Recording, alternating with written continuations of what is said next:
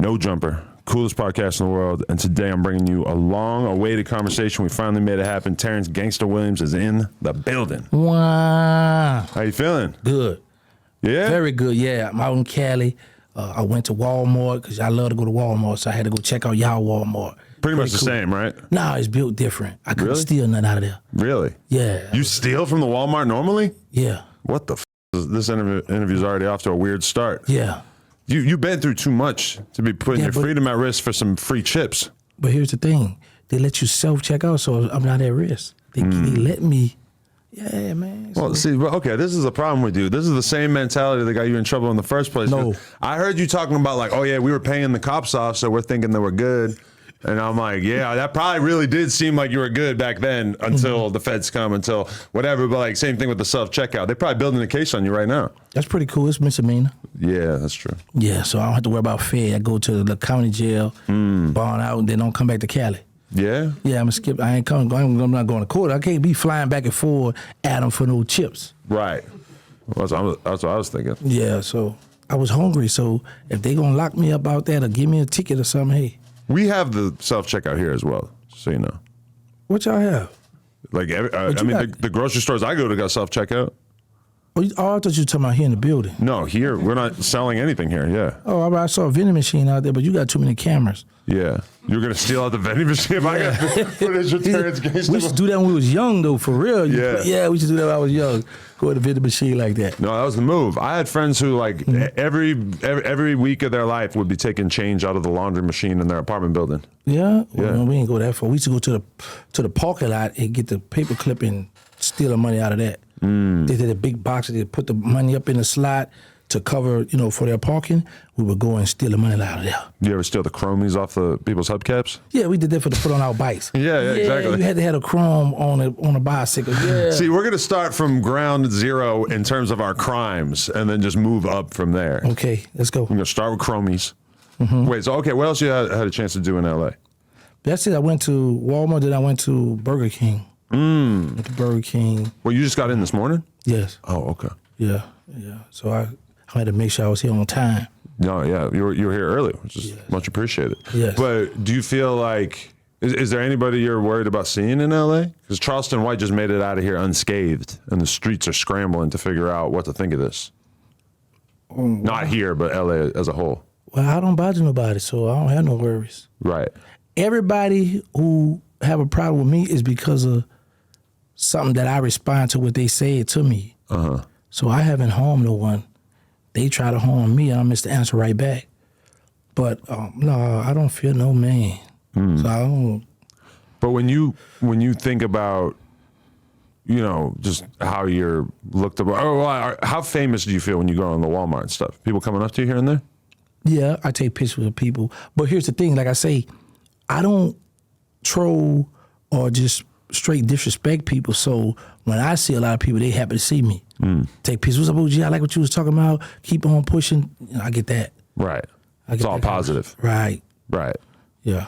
Even if you were to be hanging out in New Orleans, it would still be like that too? No. Or is it a little bit more likely you'd run into somebody who... Oh, it's on. Yeah, they do. No, that's different. You got to have on a vest. You got to have that Draco. Yeah, it'd be different. You need a Draco in Walmart. Yeah. You can just walk in the Walmart with a Draco? But you got to cuff it. But, but in New Orleans, I would have to be on the... watching out. Right. Yeah. I wouldn't be able to... How I can do out here in Texas and places, I can't do that in New Orleans. Is that just your assumption, or have you been told, no, there's money on your head, or there's kill squads in the streets? But there's still enemies that's still out there lurking. It's still people that's upset now that I've been home, that I've been going back and forward on the internet with. So, and I know, with the younger people that's out, they would love to get them stripes. So you got to be careful, because you in this day and time, everybody in cliques. So a lot of people have the youngsters that's following them, and them youngsters just crash dummies. So they would love to catch me slipping. Right. Yeah, so I got to be careful, Where do you stay full time? Dallas, now. Texas. Okay. And how's life out there? Beautiful. Yeah. Love it, yes. Beautiful. I love it. I was affected last night watching your first Vlad interview, because you were talking about the Walmart. You were talking about just how amazing it feels to be free after all those years. Yes. And are you still kind of experiencing that glow even though it's been a couple years? Yeah, because let me tell you what was amazing. When I was on the plane, I was looking down and I saw these mountains and hills, and I was like, man, if I got stuck out there, where's the water? So as we fly, I finally saw the water. See, that's a far, and how the hills made out here. Yes, I don't take nothing for granted no more. I be happy. I take my time. Like a lot of people will be upset when they get stuck in traffic or they get stuck in at the airport. My thing is I'd rather be stuck in traffic or the airport than to be stuck in a jail cell. Right. So I'd be patient. It's all about what you compare shit to. Right. I have to tell my girl that sometimes too. She'll be complaining about getting stuck in traffic, and I'll be like, listen, yes, we are on a noisy ass, ugly highway, but it could be a lot worse. You know, we're in a comfortable seat, we in a nice car, we listen to this podcast or this album or whatever. We're able to sit here and have a conversation with each other. It's not that bad. Facts. Because realistically, when we get home, we're gonna be sitting on our ass too. So if we're sitting here for 45 minutes extra, it's not that different. Right. But see, you know, the difference is I have something psychological to think about. She's just looking at it like, I ain't never been to jail before, so I need to get home. Right. That's what I know. I know home. You know, so it's different. Right. I like the vibe too. When I was watching that interview, I could tell how thankful you were to even be sitting down with Vlad, because that was like your first real interview after you came home too. And so you're saying in that interview, you're like, this is big. Like, this is actually like, you know, I'm communicating with a number of people. Like, you seem like you got it. You're communicating with a level of people that is just so far beyond what you could have ever thought of when you're locked up, where the only people who are hearing what you got to say are the handful of people that are around you. Yeah, that's a fact. Yeah. But how would you say that your mentality has changed since then? Because I kind of felt like when I was watching that interview from 2 years ago, that you had a little bit more of a, you know, like you're fresh out of prison and you kind of are wanting to keep a good image, wanting to be polite, wanting to keep everything smooth. Whereas when I watch some of your more recent stuff, I feel like you've allowed yourself to fall back a little bit just into like who you really are, and you're not, you know, necessarily trying to be like a schoolboy or anything like that. No, what it is, I didn't know the magnitude of social media. So when I just always tell brothers, people in prison, good brother don't mean soft brother. So now with guys know that I denounce the streets, so in their mind, you soft, and it's the youngsters that I go at it with. I be like, man, he was on a porch, or he old enough to be my son. So sometimes you got to be a little, hey, hold up now, but that's as far as I would go.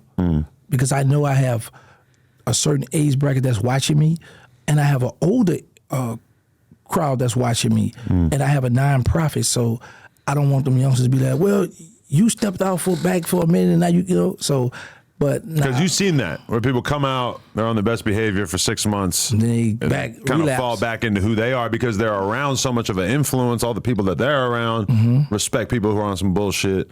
So, but do you ever fear that? Do you ever fear like that you'll get to the point where you'll be taking all the shit for granted and you'll kind of fall back into your own ways, your old ways? Probably not as bad as you used to be, but at least doing some bullshit. No, because I'm winning on social media. I make more money on social media than the average drug dealer in the neighborhood. I don't make as much from when I was in the streets, but I'm comfortable because I'm older now. So now I appreciate the small things. So no, I would never, and I know that because I know they got a bed waiting on me, and I know they will hide you in prison. So no, Adam, the only thing that would bring me back to the streets is someone home, my mother, my children, or Birdman or Slim. Really? That's it. Your level of respect for them is such that you would still be tempted to go out and act on their behalf if something happened to them? Not tempted, I'm going. That's just a fact. Even though they currently are not communicating with you, right? Or you talked to Slim a little bit, but you haven't talked to Birdman in quite a while, I'm assuming? Right. Yeah, but that's still my family. And they was there for me when I really needed them when I was incarcerated. Right. I never wanted for nothing. So that's big, and in prison you need them. And as long as I'm on the street, as long as they print money, I'm going to make some money. So I don't look at it. And here's the thing. Birdman just stubborn just like I am. So I know if I was to pick up the phone, like, bro, what's up, huh? He going to answer. Or if I call, hey, man, I need something, he going to be there for me, but I don't need him. I'm good. That's a big part of where you're at, is that you don't want to have to rely on somebody like him. You want to be your own man. Right. Yeah. That's why I attack social media so much. I have a record label. I have an artist. So all it takes is one song, one hit a quitter, get me some million, I can go kick back. For sure. Who's like, since you've been out looking at the game and looking at all the different entrepreneurs out there and stuff, obviously you come from somebody like Birdman, who's kind of like one of the most epic entrepreneurs in rap history, street history, etc. Like, who have you found looking at the game that you're impressed by, that you're like, that's a person right there that has figured this shit out, especially since you're trying to do it with the social media stuff and everything like that?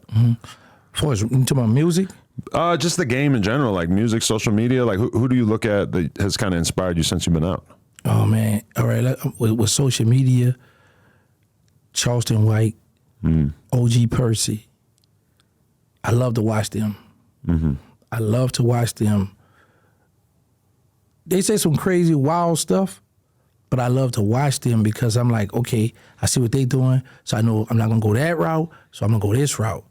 But I still want to soak up game. I still soak up what's going on. Certain issues I won't attack. Certain issues I would not cover. But I still look to see what they talk about, what they got going on. So I like to watch those two guys on social media. It's a few more. It's a podcast that I'm away called No Rap Cap Podcast. It's a guy, he got ATH Artist Management out of Dallas. Very smart, shrewd. He was Mo3 first manager. So I pay attention to these guys and I watch them. You're not talking about Rainwater? He had another manager before Rainwater? Yeah, that's on paper, yeah. Okay. Yeah, and them two going at it right now. Oh, okay. Yeah, named Dre. He got ATH Management. So, I pay attention to him and I watch him. And what I respect about him, he always played the back. He got the extra contract with him and Mo3. So I was looking at this the other day. I was like, wow, he got songs. And I was like, okay, he doing like Slim did with Baby. And Rainwater, him actually sat down and had an interview with Rainwater, say, I told Mo3 not to sign that contract with you. So I was like, wow, Rainwater get all the credit, but this man had the paperwork too. But I still just like to watch these different people and take little here, little here, little here, and say, okay, I'm gonna use this, but some of this I'm not gonna use this. Right. No. Because, all right, you start your career, you get on camera, and you're just being yourself. And that, for some people, can take them as far as they need to go. But then sometimes when I'm looking at somebody like Charleston White, who I've been influenced by him and everything too, you kind of realize like, oh, this is somebody who seems like they're actually like really putting in thought in terms of what they're going to say. They're before they go do an interview, they're already kind of like crafting what their crazy takes are going to be, what they're going to say about this person that's going to go viral, et cetera. Whereas you seem like you're kind of more of a polite, mild-mannered, sort of low-key person. It's kind of hard for me to imagine you fully jumping out the window like Charleston White frequently does. I never do that. No. So that's not you? No. Early, like back in the day when I was in the streets, I was like that. Was very, my mouth, I'm cussing, going off, I didn't care.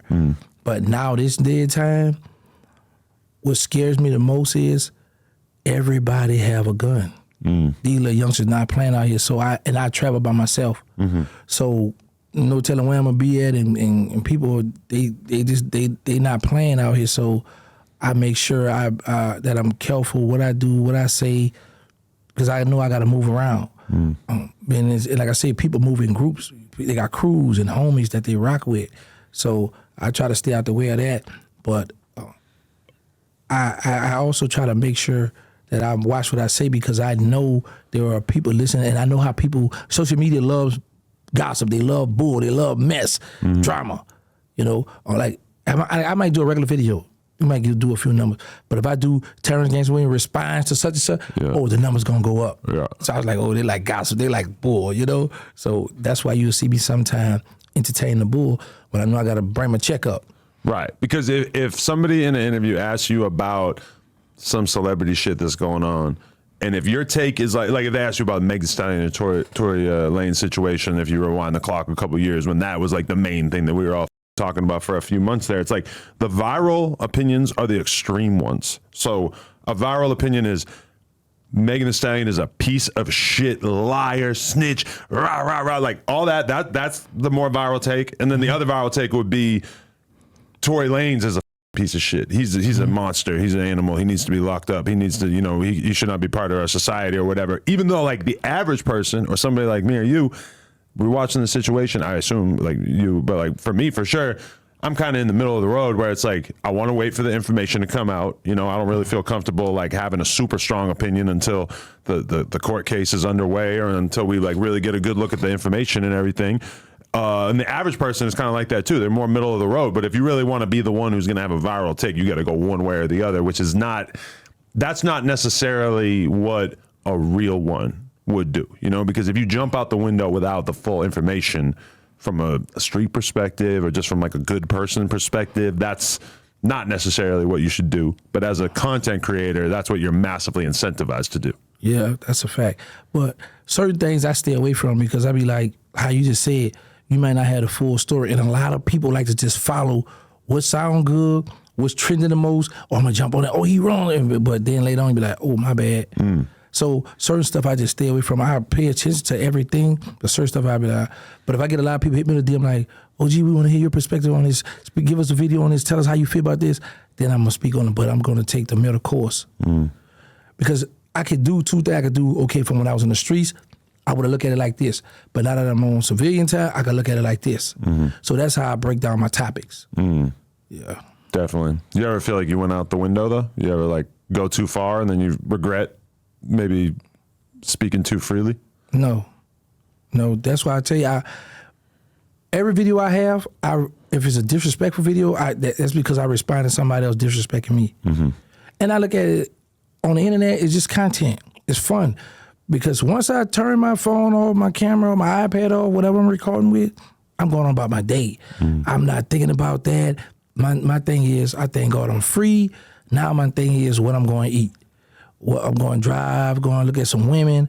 I think of that. That stuff on social media, whoever I have a run-in with, I don't take that off camera and with my everyday life. Because that could affect who you deal with at home or on the phone, you know, so I leave that stuff where it's at.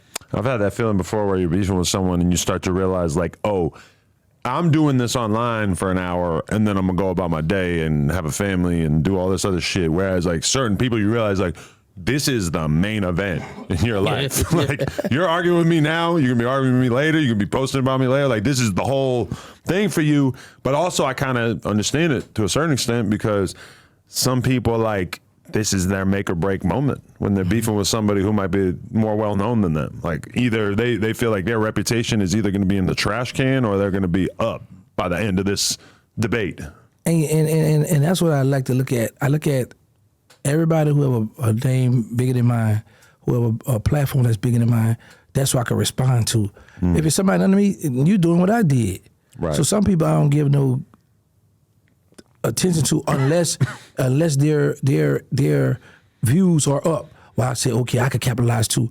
But if your view's not up and you dissing me, I'm not about to answer that. Right. Because somebody help you out.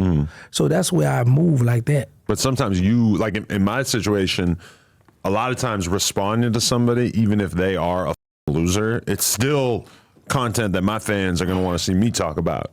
And it's like, yes, I am giving them some attention that could potentially blow them up, but it's also like you cultivate a fan base and some percentage of that fan base wants to see you get in there and fight. And they don't care if it's a lopsided fight. Yeah. I could be arguing with the dumbest on earth, which I frequently am, and it's like to them that's still entertaining. They don't really care. That's like a UFC fight that's mismatched. To the average fan, you just saw somebody get knocked out. Right. It doesn't matter that the one dude is way better than the other dude. And I had those situations, Adam. People hit me in my DM, oh, gee, we got action. Like, I be like, look at it, I'm like, no, man, I'm not about to entertain them. And I give them a reason why. They be like, yeah, you right, OG. They'll give me the thumbs. All right, keep pushing, OG. And I move on. So I let my people know the reason why I'm not going to entertain this one versus, yeah, I entertain that one. So I understand what you're saying because they be like, man, this go ahead, give us something. Because I got truck drivers, I got different people that follow me, that listen to me. So I'm always on point where it's, okay, send me something. Let me see what y'all got. All right, yeah, I entertain that. I don't want to go too far. Like I said, I don't want to get to the point where you got people that act so crazy and want to take from the internet to the streets. I can't afford to do that, Adam, because I know they waiting for me to slip. I know if I put that tool in my hand and go at one person, it's like 20 other people I want to kill anyway. So before I hit that switch, I'm going to walk away. Or I'm like, all right, you know what, you're right. unless they transgress me. If they transgress me first, then I got the right to kill. I got a free kill. But I mean, when I was saying that earlier about how I'll be in an argument with somebody and then I'll just go about my day and it doesn't really impact it, like for sure there's a lot of people over the last 10 years, 20 years, whatever, who thought they were just arguing on the internet and then their house gets shot up or they get killed or whatever, and that's around the time that they realize, oh, this is actually interacting with real life as well. So it's like, you kind of got to choose your battles wisely. Facts. And people, but then that's a problem because then people online will say you picking out fights, that you picking and choosing, that you're not picking your battles. Exactly, which sounds intelligent when you put it that way. Of course you want to pick your battles. Why the I not want to pick my battles? I don't want to talk shit to the most dangerous killer in the world, and I will talk shit to some pussy ass YouTuber who acts tough or whatever. And if I can judge who's who, then that's a good thing. But to the fans, it's like, no, if you're bringing that energy to one person when they say your mom, you got to have that exact same energy for whoever says your mom.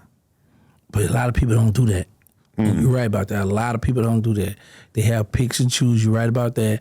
I see a lot of people disrespect one guy, but the next one, they know that's real soft and weak. They go far and beyond to disrespect this person. And I just look at it and be like, okay, I got you. So I keep a mental note so I know if this person ever running, I'll be like, okay, you just let this man walk all over, now you want to talk crazy to me.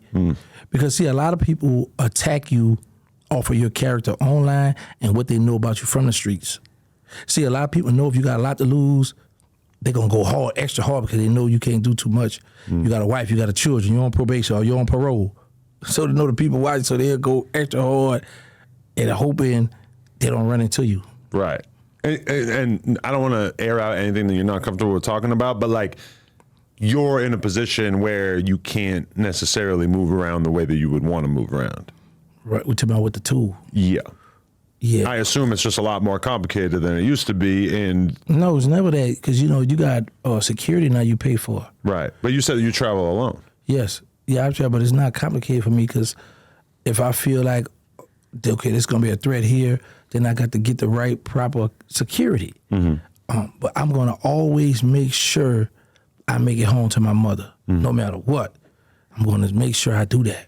But the story of your life is a person who's rolled the dice on whether you were going to make it home to your mom or not over and over and over and over, and somehow you've managed to make it out. Now, granted, you did 27 years or whatever in prison, so it's not like you made it out unscathed, but when you look at your life, you kind of feel like, damn, I was extremely lucky in a whole lot of situations. Yeah, I do look at that. You're right, absolutely right about that. I be like, man, now that I'm older, I sit back on it, I'm like, man, I was doing some wild, dumb stuff. That's why I pay attention now.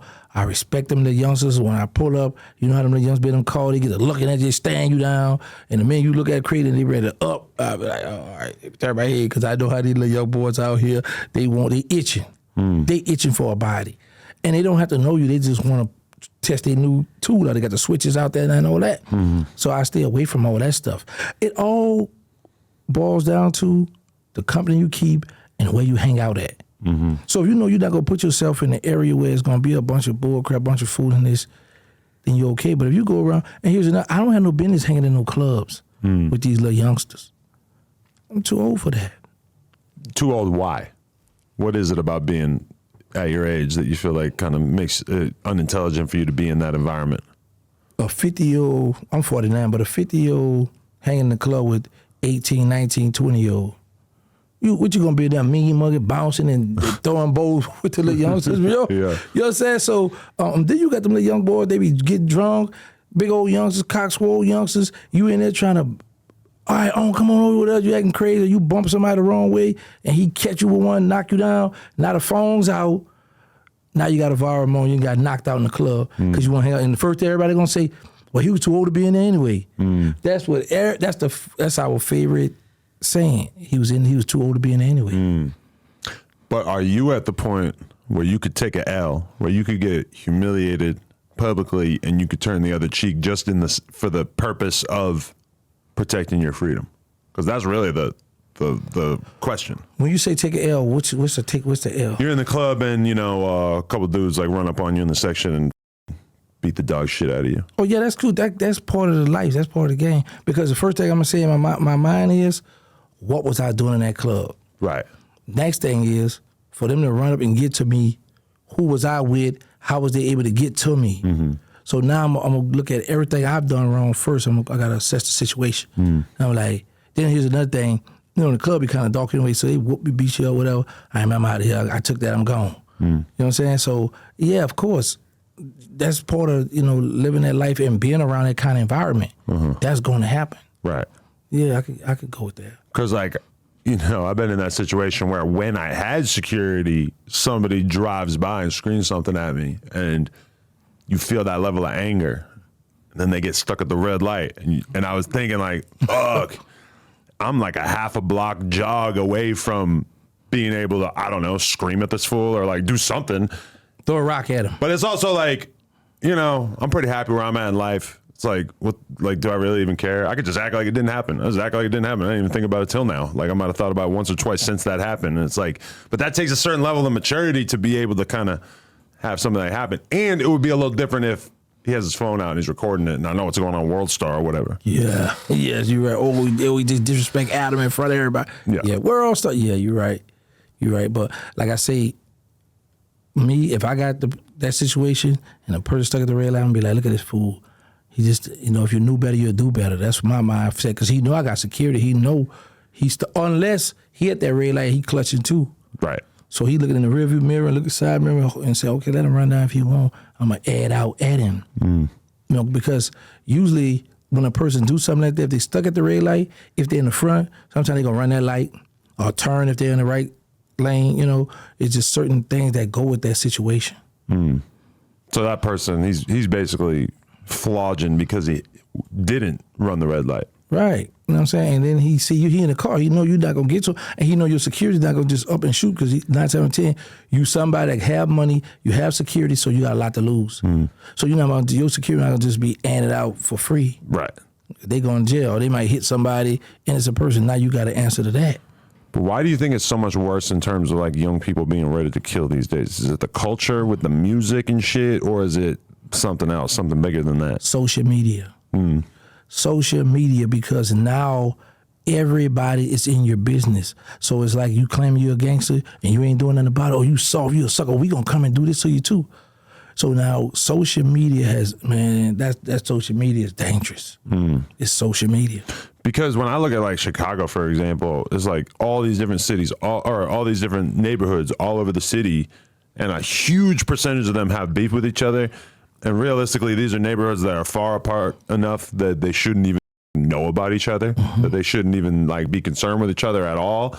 And it would have took a lot to make them be beefing back in the 90s or whatever. But in this current age, somebody just got to make a song and say dead homie, and then that just got it lit for the next forever. I mean, realistically, that beef probably ain't ever going away unless something miraculous happens.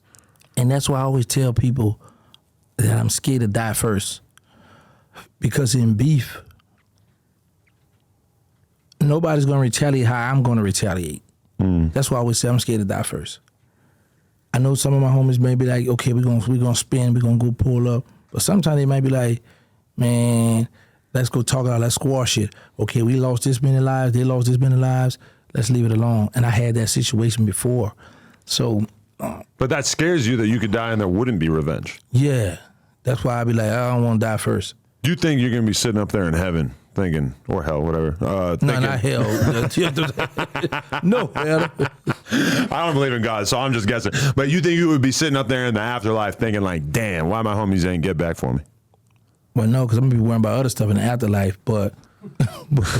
See, that's what I would hope. I would hope that there would be some serene, divine state of affairs up in heaven, which I do not believe in, but that there would be something up there that would be so good that I would not be wishing for more bloodshed down on the ground.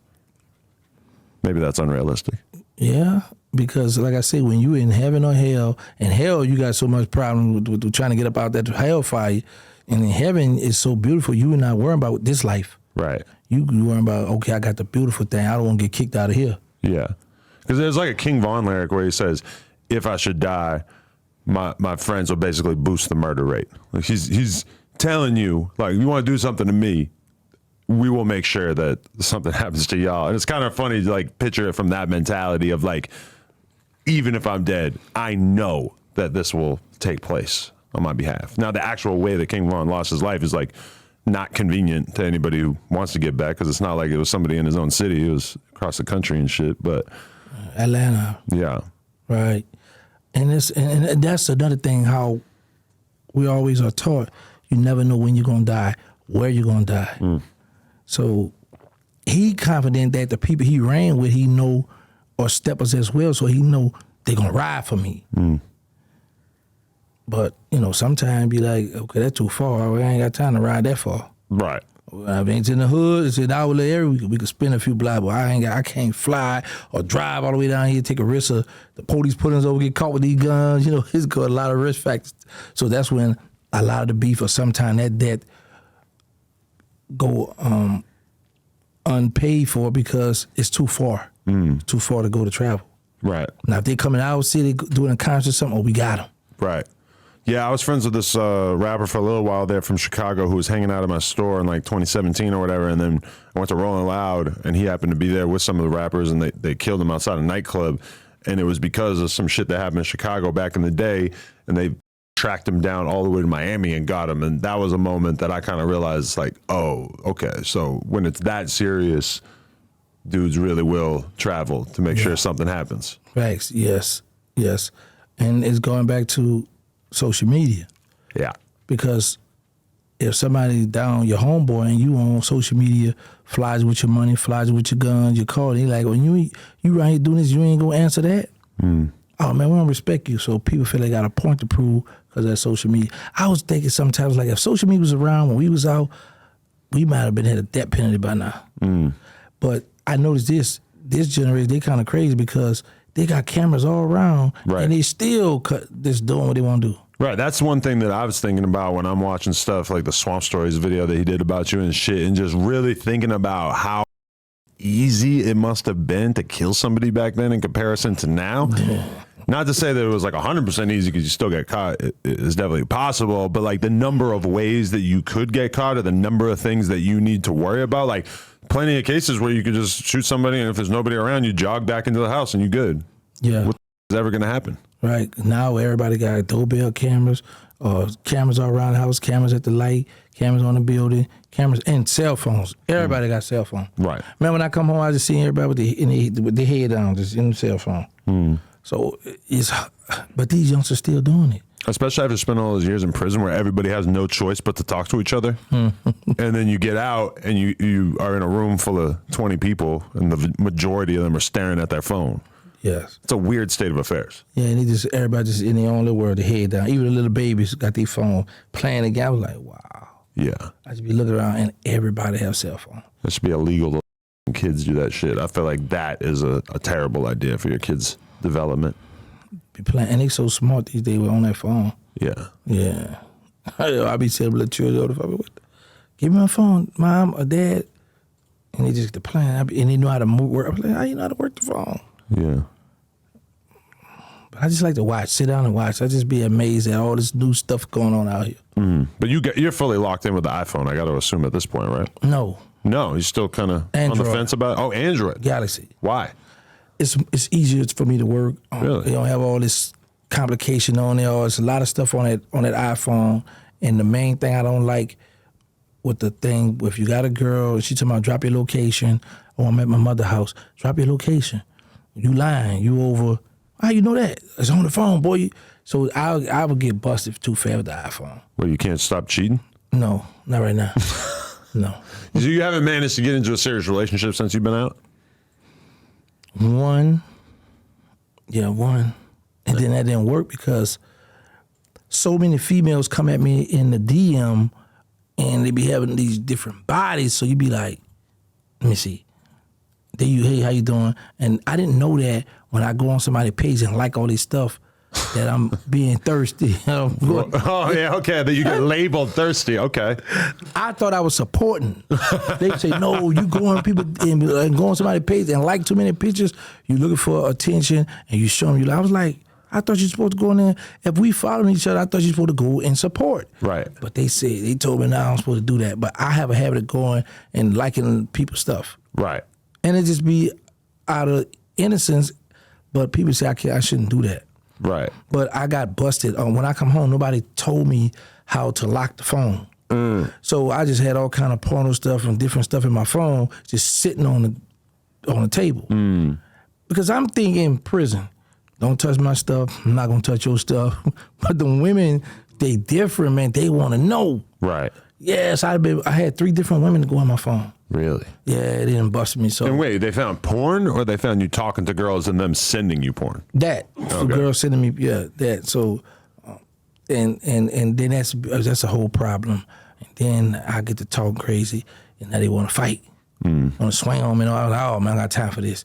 So sometimes I just like to sit back and be like, all right, you gonna be cool? How you doing? And we go out. All right, bye. Is there a part of you though that feels like you're destined to end up in a long-term relationship? I want one. You want one, but it's just is it just that there's too much temptation right now? Yeah, man. So many. Listen, I want to hump a midget. Yeah, You I know can probably help you with that. Yeah. Yeah, I need to hit me a midget. I want to hit a white woman, blue eyes, blonde hair. Wow. So them my fantasies. So You never a woman? never, no. Oh my God. So when I go to Walmart and like in the airport, man, it's just different stuff. I'd be like, wow, that stuff just be amazing, man. So not right now, I can't. Now if I find a woman and she understanding and she like, okay, you get your look, get you like, your 5-second rule look, you can look cool. Because when you with your woman, sometimes she feel you disrespecting her when you throw that, you giraffing. Oh man, she bad. She get mad about that. So if I can find a woman like that, then I'm good. But other than that, no, not right now. Yeah, it's difficult because even my girl, we do porn together. We like have signed girls to OnlyFans contracts and shit like that. And still, it's like if we're walking at the beach and there's a girl who got a crazy body or a really pretty face or whatever, it's like I can look, but you probably shouldn't emphasize it too much. Right, get you a little glare. All right. Yeah, you Like, ain't nothing but you be like, man. So with me, that's why I can't go with a woman that's insecure or a woman that's like, don't disrespect me. But you look at another man. See, the women sneaky too. They got a way of looking at a guy like, oh, he fine, but they don't do it how we do it. We make it obvious. And there's so many. There's such a smaller percentage of guys that are really like good looking enough that girls give. It's like very few men are really like notoriously like known for their looks. Like dudes who are super into working out, or like a male model with like a really nice facial structure. But I mean, that's a tiny percentage of men. Yeah, because a lot of people don't be caring. I be looking at that, like, man, how old are you? Oh man, I'm 25. I'm like, man, like he about 55. A lot of people, them pills. They drink and them pills and smoke and they just let themselves go. And I be like, man, you look old. But some women don't care. Some women just want a man. Somebody could call their own. Yeah, they want a guy with money, stature, clout. They want somebody who's got their place figured out in the world. And it's like, ultimately, it don't matter if you are 50 pounds overweight or if you're kind of ugly or whatever. We've seen that a million fucking times, yeah. Facts. How hard do you go with the partying since you've been out? No, hard. You don't do any of that? I will, but no, I don't. Drink a little? I've never in my life drank. You never drank? Never. You smoke weed a little bit, right? Never in my life. Really? I thought you were saying something about how you did. Never. Okay. I've never smoked cigarettes, weed. I've never drank alcohol, never snorted cocaine, heroin, nothing, never. Never been tempted by any of it? No. You'll die without having tried any of that? Yeah. Okay. Let me tell you what's crazy. One day I was thinking, I was like, man, if I became wanted and I know that this got me on camera, deleting someone, and I'm like, okay, and I know when I get caught, I know I'm through. I was like, I might go try all the drugs there is just to see how it is because it's over for me at that point. But no, I don't think about that. Never, because I always think about how a lot of my friends, people I knew, got caught slipping doing that. Drugs, because that heroin, that's big on my way. Right. So when you're on the heroin, you're just down, your eyes closed, you're not paying attention, and you're getting whacked. From my perspective, though, you already up because you're supposed to do that shit when you're young. Because you could take an ecstasy pill and have the time of your life when you're 19, and then the next day you don't feel that bad. But when you're 40, like somebody offered me Molly in the club the other day, I was just like, oh my God. I'm like, you do not know how terrible that would make me feel the next day. Like, I'm just not willing to do that to myself at 40. But when you're young, like the hangover from alcohol or whatever, it ain't that big a deal. You get older, it gets miserable. Yeah, but I would like, that kind of stuff just don't pass my mind. Now, I be hearing how the women go crazy when they on certain pills. You know, bring out the freak in them. But when you're not up, then that freakiness is, I don't know, it don't hit the same. Because now that I don't get up the same way, sometimes I'll be around chicks who are rolling on Molly or whatever, and I'll just be looking at them like, no, I cannot this chick like that. Like she's barely a human being right now. So you're saying she's not focused, she don't know what's going on, so it feels uncomfortable. Yeah. I would feel like I was doing something wrong, even if the girl never said anything. I would still feel like this is weird for me to be sober and with somebody who's in this state of mind. But if I was in that state of mind, I wouldn't even notice that she was in that state of mind.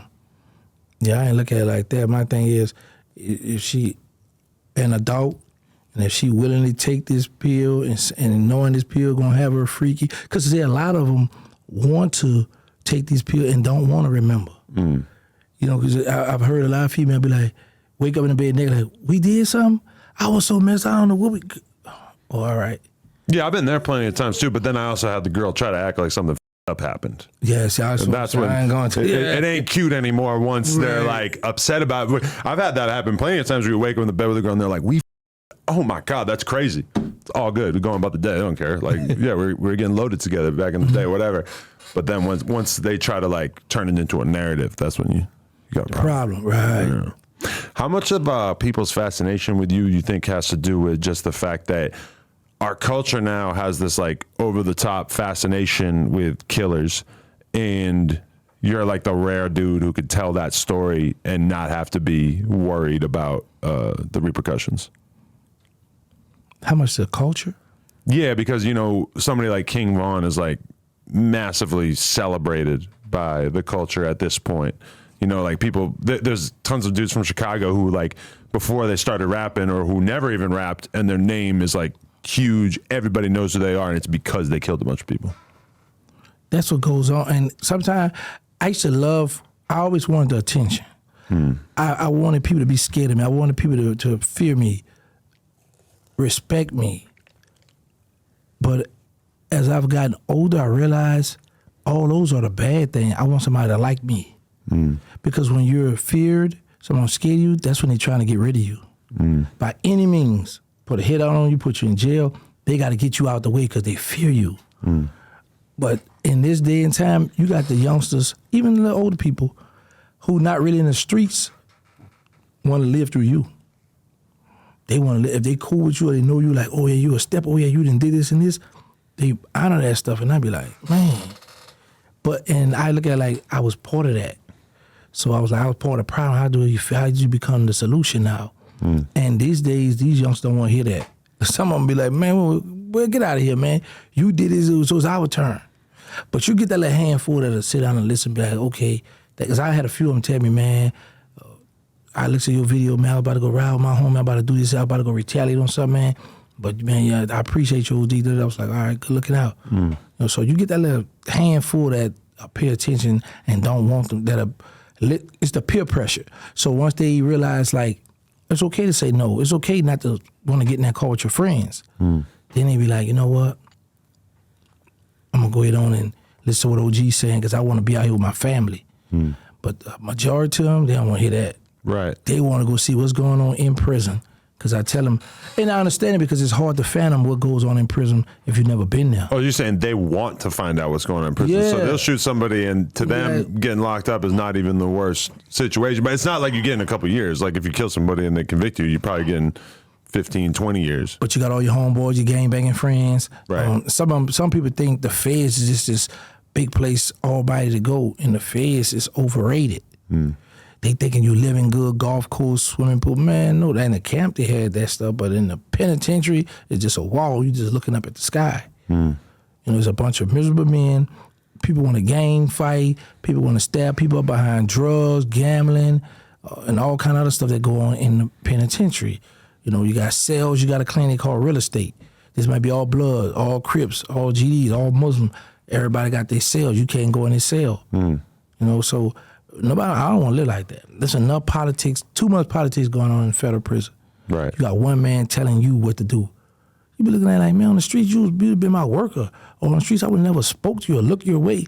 But now he running the prison, so you got to get in line. You got to fall in line. If you don't, they're going to roll you up out of there. I decided to go in that federal system. It's just crazy that people are that eager to kill somebody too, because like, let's say you get locked up at 20 and you get out at 30.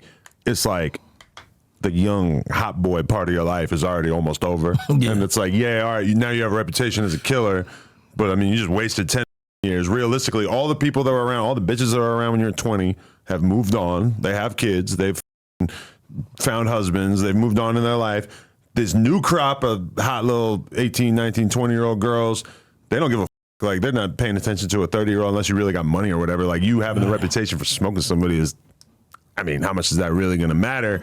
It's like these dudes who are making that decision seem like they're really misled about the value of having that reputation, right? Mm-hmm. Because, see, a lot of people don't realize that time don't wait for nobody.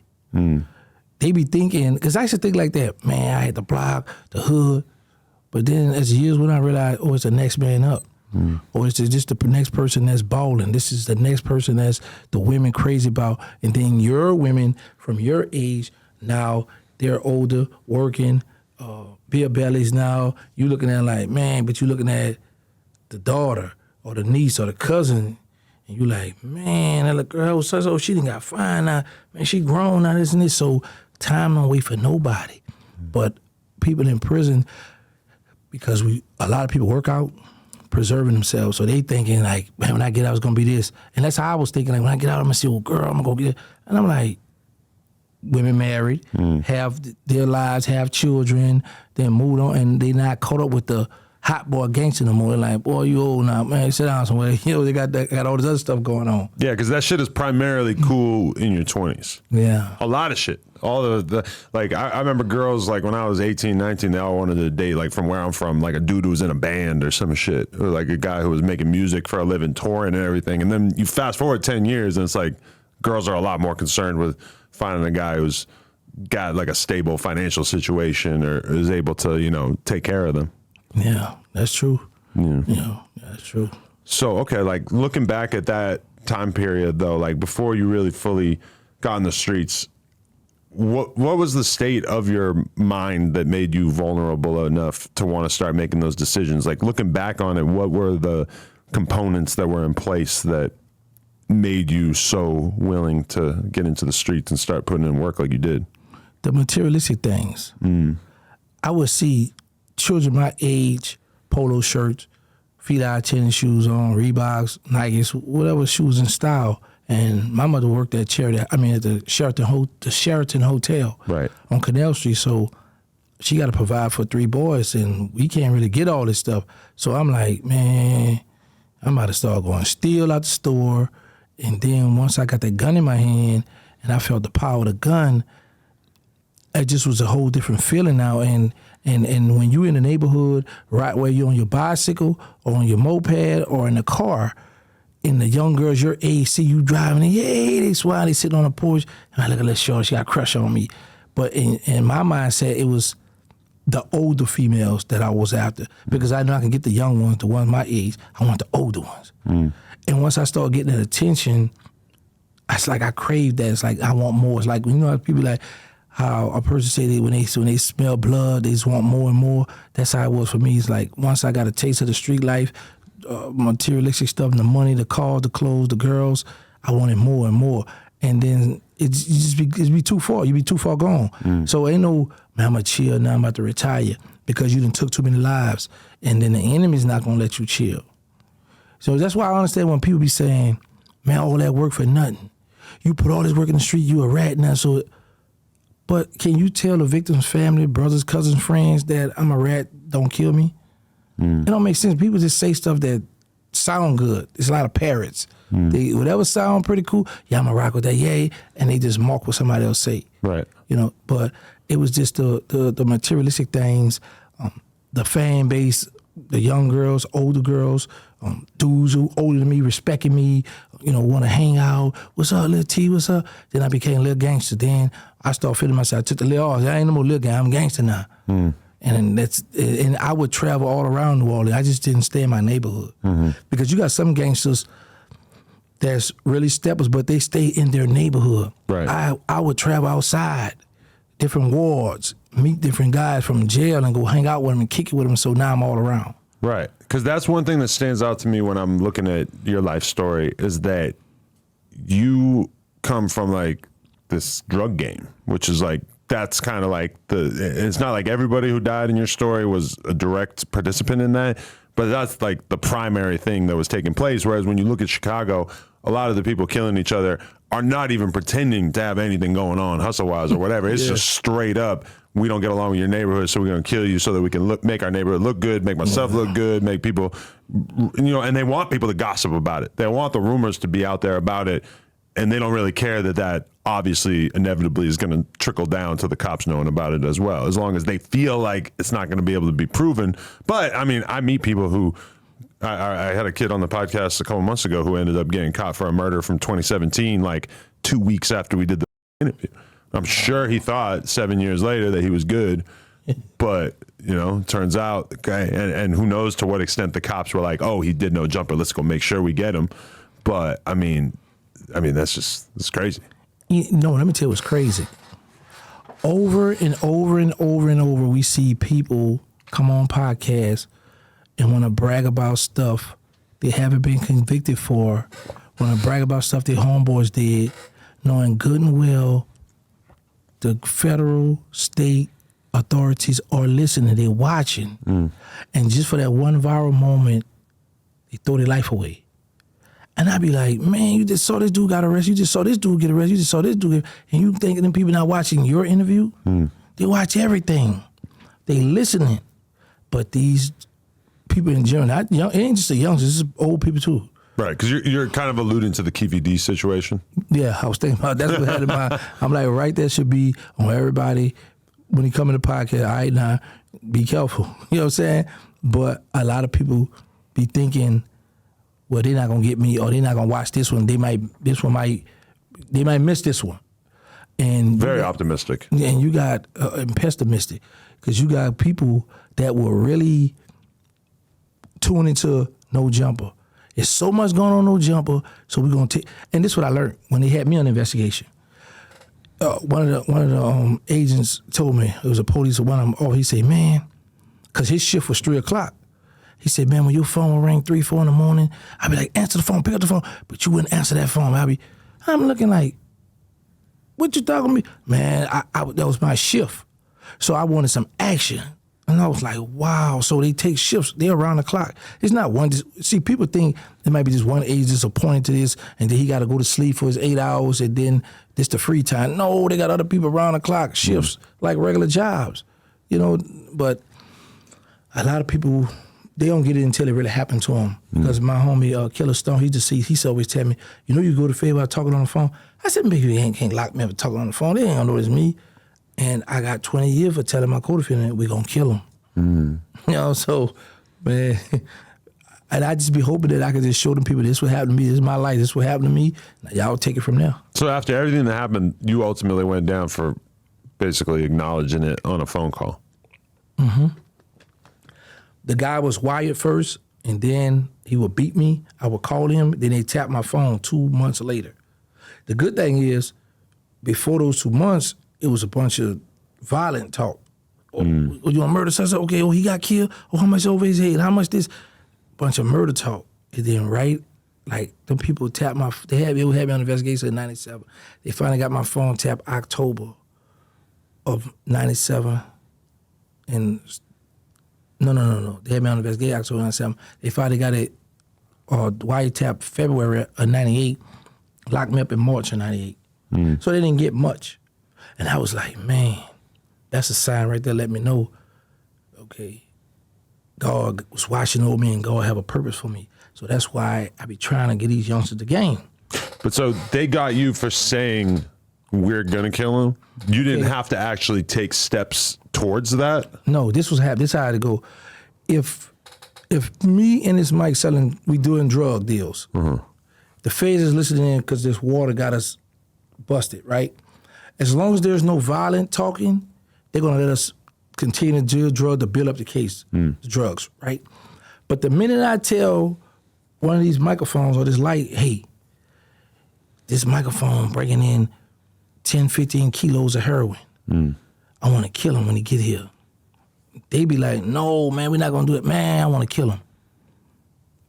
The feds have to step in and terminate the investigation now because at one time they just let you do everything just so they could have a more solid case. Now they is liable for this murder now. They the ones that's accountable for this. So now by them listening, they got to go step in and stop it. So when my connect came down, I was like, man, we're going to bring him to your house, tie him up and kill him. We're going to do him later. He said, no, we're not using my house to kill. Man, we're going to tie him up and do him later. So they gave me solicitation to commit murder. Whereas if my co-defendant would have said, all right, yeah, we're going to kill him later, I would have got conspiracy to commit murder. So that's what happened to me on the phone, telling my co-defendant that I want to do this to these people. Right. And they gave me time for saying what I wanted to do and I didn't do it. Does that feel kind of weird to get such a huge amount of time for talking about doing something after having done so much? Well, see, I was looking at 10 years for that.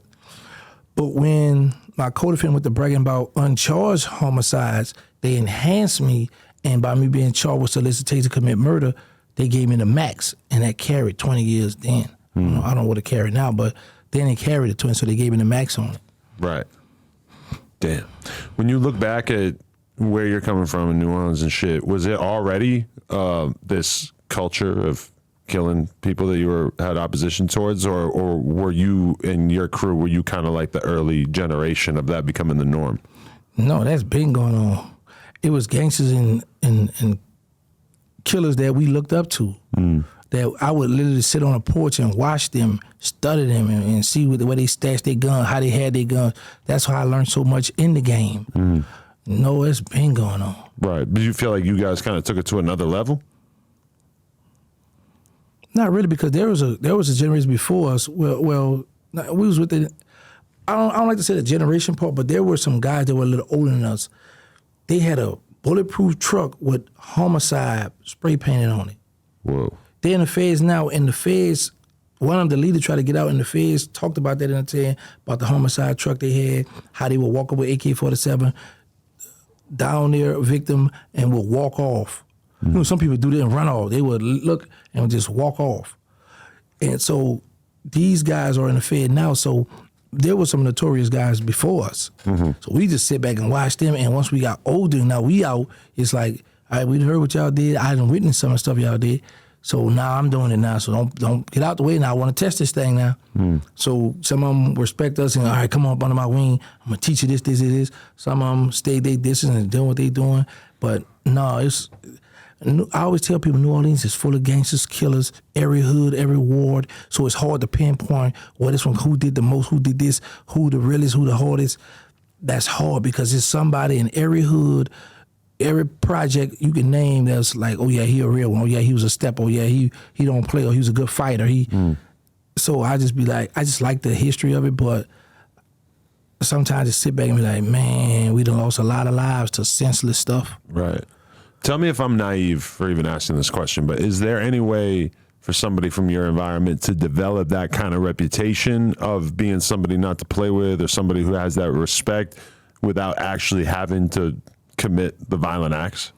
There's a guy in federal prison right now. You hear his name and people, oh man, he had the drugs, he had the hitmen, he had all the killers. But he didn't have no violence. But he have a life sentence right now. And he tried to get out under the First Step Act. And they say because of your people on your co-defendants, your hitmen, your enforcers that killed the people on this place here, or because they had the bulletproof truck, they denied his motion. And he have no violence on his case. But he have a big name in my city. And his co-defendants were the wild, violent ones. He don't have no violence, but people look at him like he was the stepper, and he was the cold killer. Yes, that's possible. Okay, so it is possible, but what about like not doing the killing or officiating it? That's what like, I'm talking. That's him. But but he was ordering it. No, some of the stuff he don't have nothing. He didn't have to do. He just was the drug supplier. Like say if I'm supplying this water with some drugs, and it's just water got all the killers, but I'm just associated with this water. Right. So when we all go down, then. And I'm the head of the case, so I'm responsible for all this stuff I almost know about. That's his situation. He don't have no violence. He was never charged or convicted for violence. But he have a big name. Some people skate him. Some people they respect him just because they heard his name and heard the people he was affiliated with. And there's a few other people I know like that. They just ride that wave. And there's a lot of people in the music business. So once you get to be like a popular rapper, there's a lot of rappers who have that like demon image. But when you actually watch the documentaries about who's thought to be the killers from their hood or whatever, it's not them. Yeah, right. But that's a thing about Chicago is that as time goes by, it feels more and more like the rappers who get popping are not really going to get that respect or get treated as if they're this crazy unless they actually were the ones doing it. Right. That's why I'm about to become a rapper. I got an album coming out. You serious? I'm going to drop the video on your platform. Okay. I don't say you serious. Sure. Why I not? was just capping, y'all. Because people will really get in my DM. Oh, you get it. Oh, I got some song. I got beef for every time I play like that, they flood my DM. Really? Man, that's why I just be enjoying life. That's why I be like, I don't never want to go back to jail. Yeah. Wow. Yeah. Because like, I'll put, just to give you a random one, there's this dude, Lil Jeff, who started popping off out of Chicago. I just followed him a couple of weeks ago. He followed me back, talking to him about possibly doing an interview or whatever. And he just got killed. And and then the video comes out and it reveals that basically like him and his boys were in their ops neighborhood trying to kill somebody.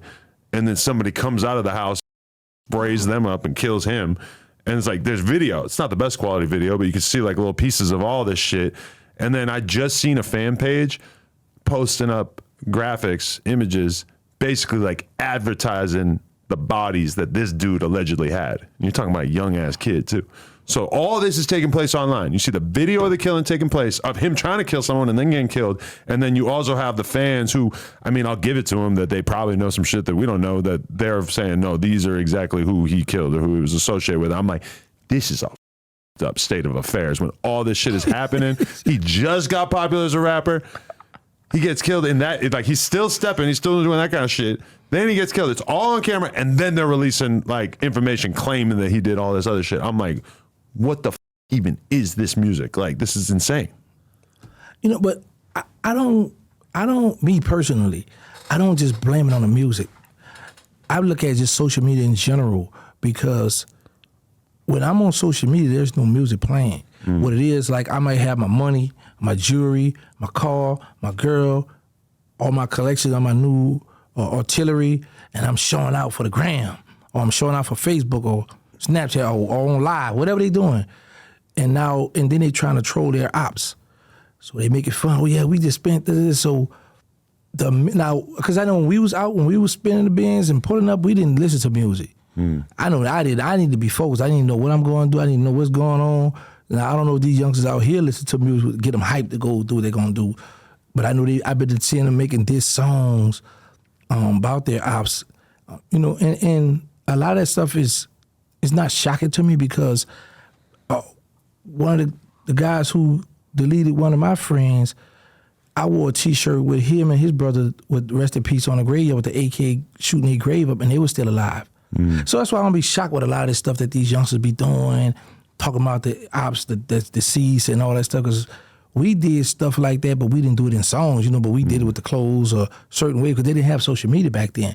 But they more reckless, and there's too many of them. It was only 3 of us, so we could all keep up. But when you got 20, 30 homies all beefing with this block and these people here, it's too many of us. So somebody, it's gonna be some funerals, because y'all too deep. When you're deep like that and you're careless.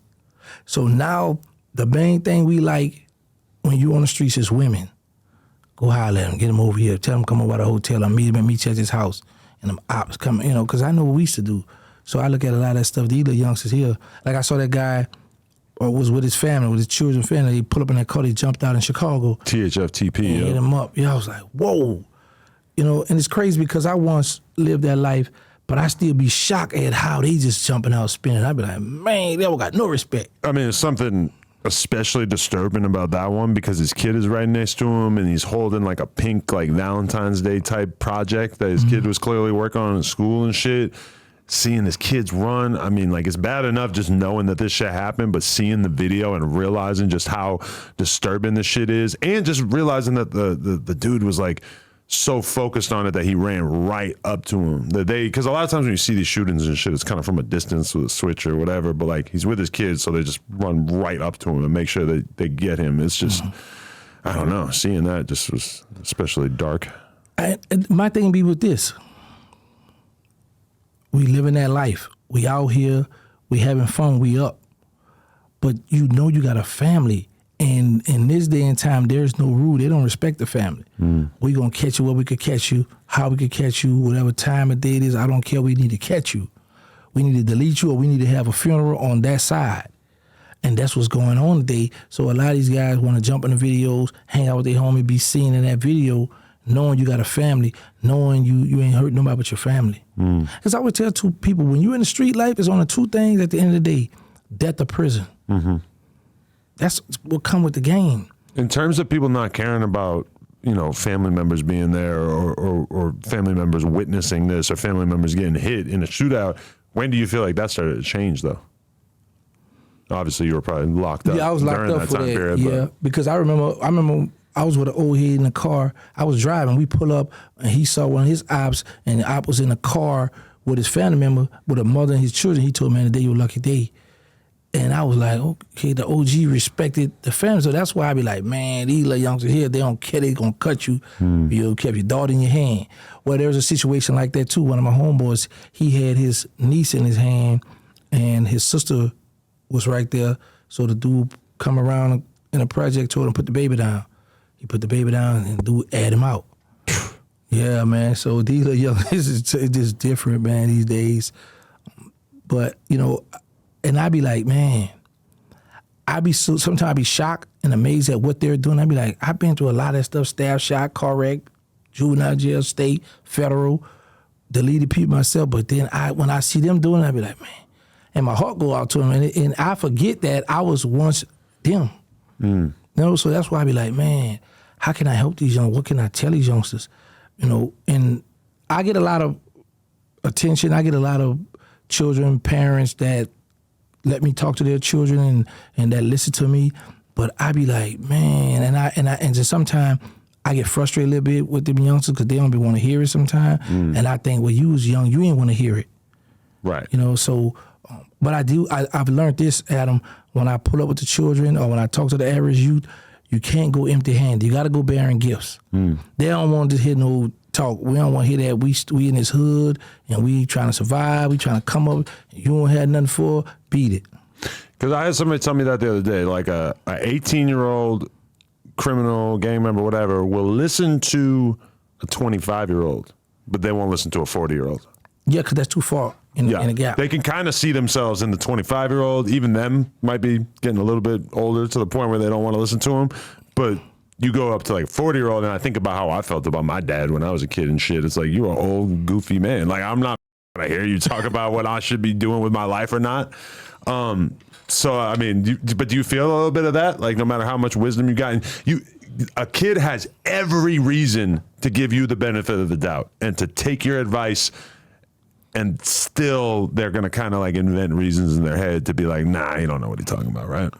The only reason why I don't get that kind of pushback is because of two things. First, Cash Money and the Hot Boy. So that Cash Money, that Hot Boy name still ringing. So that's attached to me. And that's why I get the love and respect, and that's why I could talk to a lot of them. I got to use that first. And then, listen, man, I've been shot up. Hurricane Katrina hit. I wasn't there to take care of my children. I wasn't there to get my mother, grandfather out the house. You the provider of the household. What, when you go to jail, your best friend, your man, who you rocking with, he gonna be there humping your girl. So when you go to jail, he gonna be there, you all right, come on, let's go out. And she gonna be vulnerable, and I made a mistake. That happened to you? No, that happened to a lot of people. Yeah, that ain't happened to me. No, indeed. Because I had women that was respectful. They left me. Nah, they did leave me. Nah, that's no secret. 27 years, I mean. But but back and forward, I still was able to talk to them. Right. See, my main thing was because I always took care of my children, and I've always took care of other children. So I've always had that love. So a lot of women looked at it like, you know what? Because I remember one year, me and my mother, we went and bought a toy for 23 children. This is a time I was in my prime, wilding out, doing all kind of violent stuff, but I was still looking out for the hood. And it was an older guy. He was living in his abandoned house. I went and bought him clothes from Walmart back then. And I was $20 short this night. And my mother walked in, and she usually don't come to this Walmart. No, I think it was a Kmart. But anyway, and I was like, wow, Mama, I need, and because I was getting this man some clothes. I wonder if he's still alive now. But yeah, so I've always been the one that I know how to reach the children. I know how to get to them. I know how to talk to them, because you can't come in there, oh, look, man, sit down, let me tell you something. All that scared straight. People don't want to hear that. Right. Because I know if somebody older me come yelling and hooping behind them, man, get out my face. You know what I'm saying? So I just have a way pulling up, talking to them. But I do know this, Adam. You can't talk to them one time. You got to constantly be in their face, because they have a short attention span in this day and time. So you got to constantly be on them, like have a like a weekly 2-3 times a week. Pull up, talk.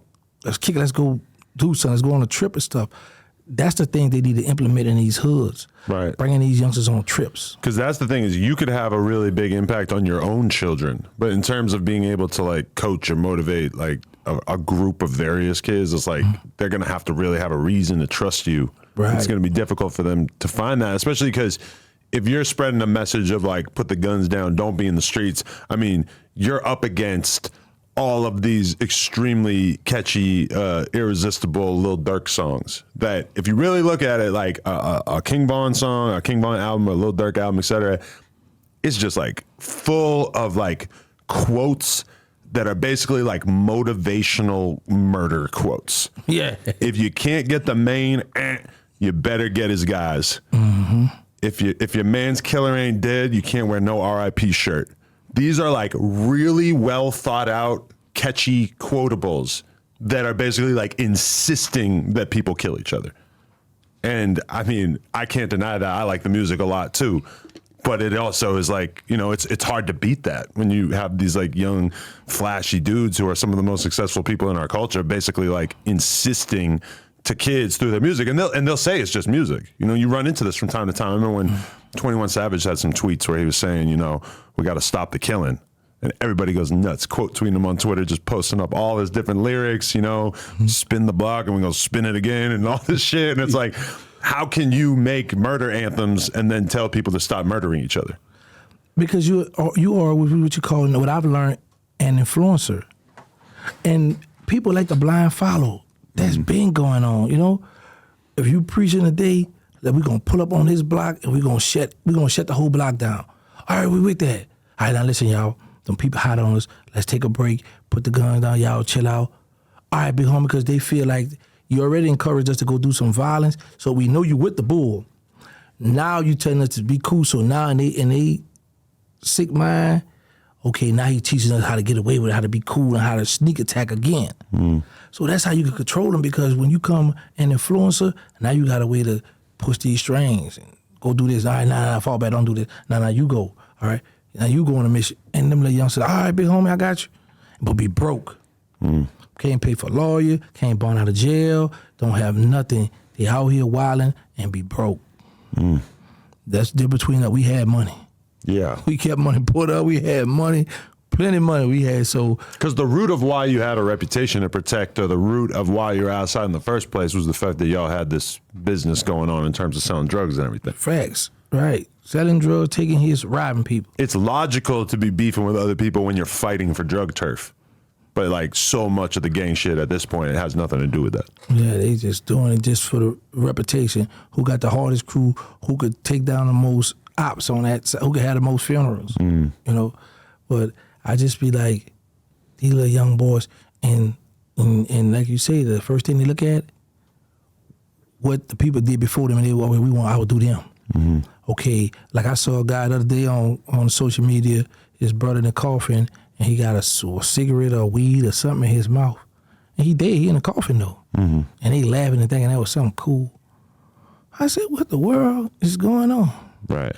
He really had his brother in the coffin, and he had the blunt or whatever in his mouth, and it was lit, and the smoke was coming up, and they thought it was like, yeah, he's smoking his last op pack, but it was like, well, he the one that got smoked, because he in the coffin. Right. But he had the blunt in his brother's mouth, and he was like, thought that was something cool. That's a weird transition that I've seen from just interviewing people and shit, is that it used to be that dudes were almost like proud to have dead homies, and now a lot of times dudes will like almost deny that they have any dead homies. Like they'll try to make it like, nah, that's the shit that happens to them. Like we good. Nobody's doing that to us. Yeah. And I'm kind of like, oh, like, this is a big, like that like up the score. Like let's keep track of the score. That's like very real to a lot of people, to the point where they almost like don't want to like claim that somebody was their friend if they got caught. Yeah, that's crazy. My friends, I always looked at. Actually, I don't like to say friends because if the right amount of money, I take a hit to kill a friend. So I always look at it like my mother had you or your mother had me. Like you my brother. Mm-hmm. But all my people I've lost into the game, I think about them. And two things come to my mind is I don't want to live that life. I don't want to be the one laying in that ground. I don't want my mother's children had to come visit me in the grave. I know that's real, so I'm going to always speak on them, talk about them, even though we lost in that situation. But that was still my brother. Mm. So, I'm going to keep that with me at all times. And since I've been home, I've always spoke about the original Hot Boys, my homie Killer Stone, all of them that's deceased. Mm-hmm. Because they were somebody when they was out too, when they was on the earth. So, and it goes back to what we say, you live by that gun, you're going to die by that gun. Mm. We live that life. 1996 or whatever, I'm in my mom's bedroom watching MTV, and I see the Ha video. Where were you for that? I was home. You were still home for the Ha video? Because I feel like to a lot of the country, that's really what put them onto it. Ha didn't come out till like 98, 99. Oh, okay. 98, I was in a federal prison then. Oh, so you're already gone by that point. Okay. I got locked up March 6, 1998. Cash Money got their deal in March 30th, something like that, of 1998. The same month I got locked up. Okay. That's when they got the deal. So BG was set to go first, but he was in jail, so that's how Juvenile went first. And before people think I'm lying, like that's what happens to your brain as you get older. You could easily misestimate some shit by like 3 years. Yeah. You're right. I like how you cleaned that. Like, they showed me them comments. Oh, Al, you don't know what you're talking about. Yeah, look at you lying, trying to act like, because Soldier Rag was out when I was out. In 96, 97, one of them. Okay. BG had to back that thing. And even as you correct me, in my mind, it still feels like I was in 6th grade when I saw that. I don't know. I guess I was probably wrong, but yeah. Yeah. Because like I said, I got locked up in March, and they didn't drop Big Timers and Juvenile till like in the 98, somewhere up in there. That one backed that thing up high, all that come out then. Right. I was locked up for that. Yeah. Definitely. But have you seen that video? You remember that video? Because, we had BET, the Big Ticket, the Basement. We had all that. People still talk about that video in particular as just being one of the greatest hip-hop visuals of all time. I was mad when I first heard that. Why? Because I know Juvie raps. I know how Juve could rap. And when I was like, man, all the stuff he got, they picked this bull. And that was a hit. But it really blew up once Jay-Z got on the remix. Oh, right. Yeah. When Jay-Z got on that remix, because at that time, Jay-Z was doing numbers. Yeah. Because they kept looking at Jay-Z number. He was at gold. And then when he jumped on, when Jay-Z album was going, I think he had reached gold at that time before he had went platinum, because he had went platinum that same week or days after, whatever. But then he jumped on that Juvenile high, and he boosted Juvenile up too. And then I was like, oh, okay. Then they dropped back that thing up, and I was like, okay, cool. And that is really a testament to Jay-Z's genius, too, that he didn't really want to do records with almost anybody from the East Coast besides his dudes that were signed to him.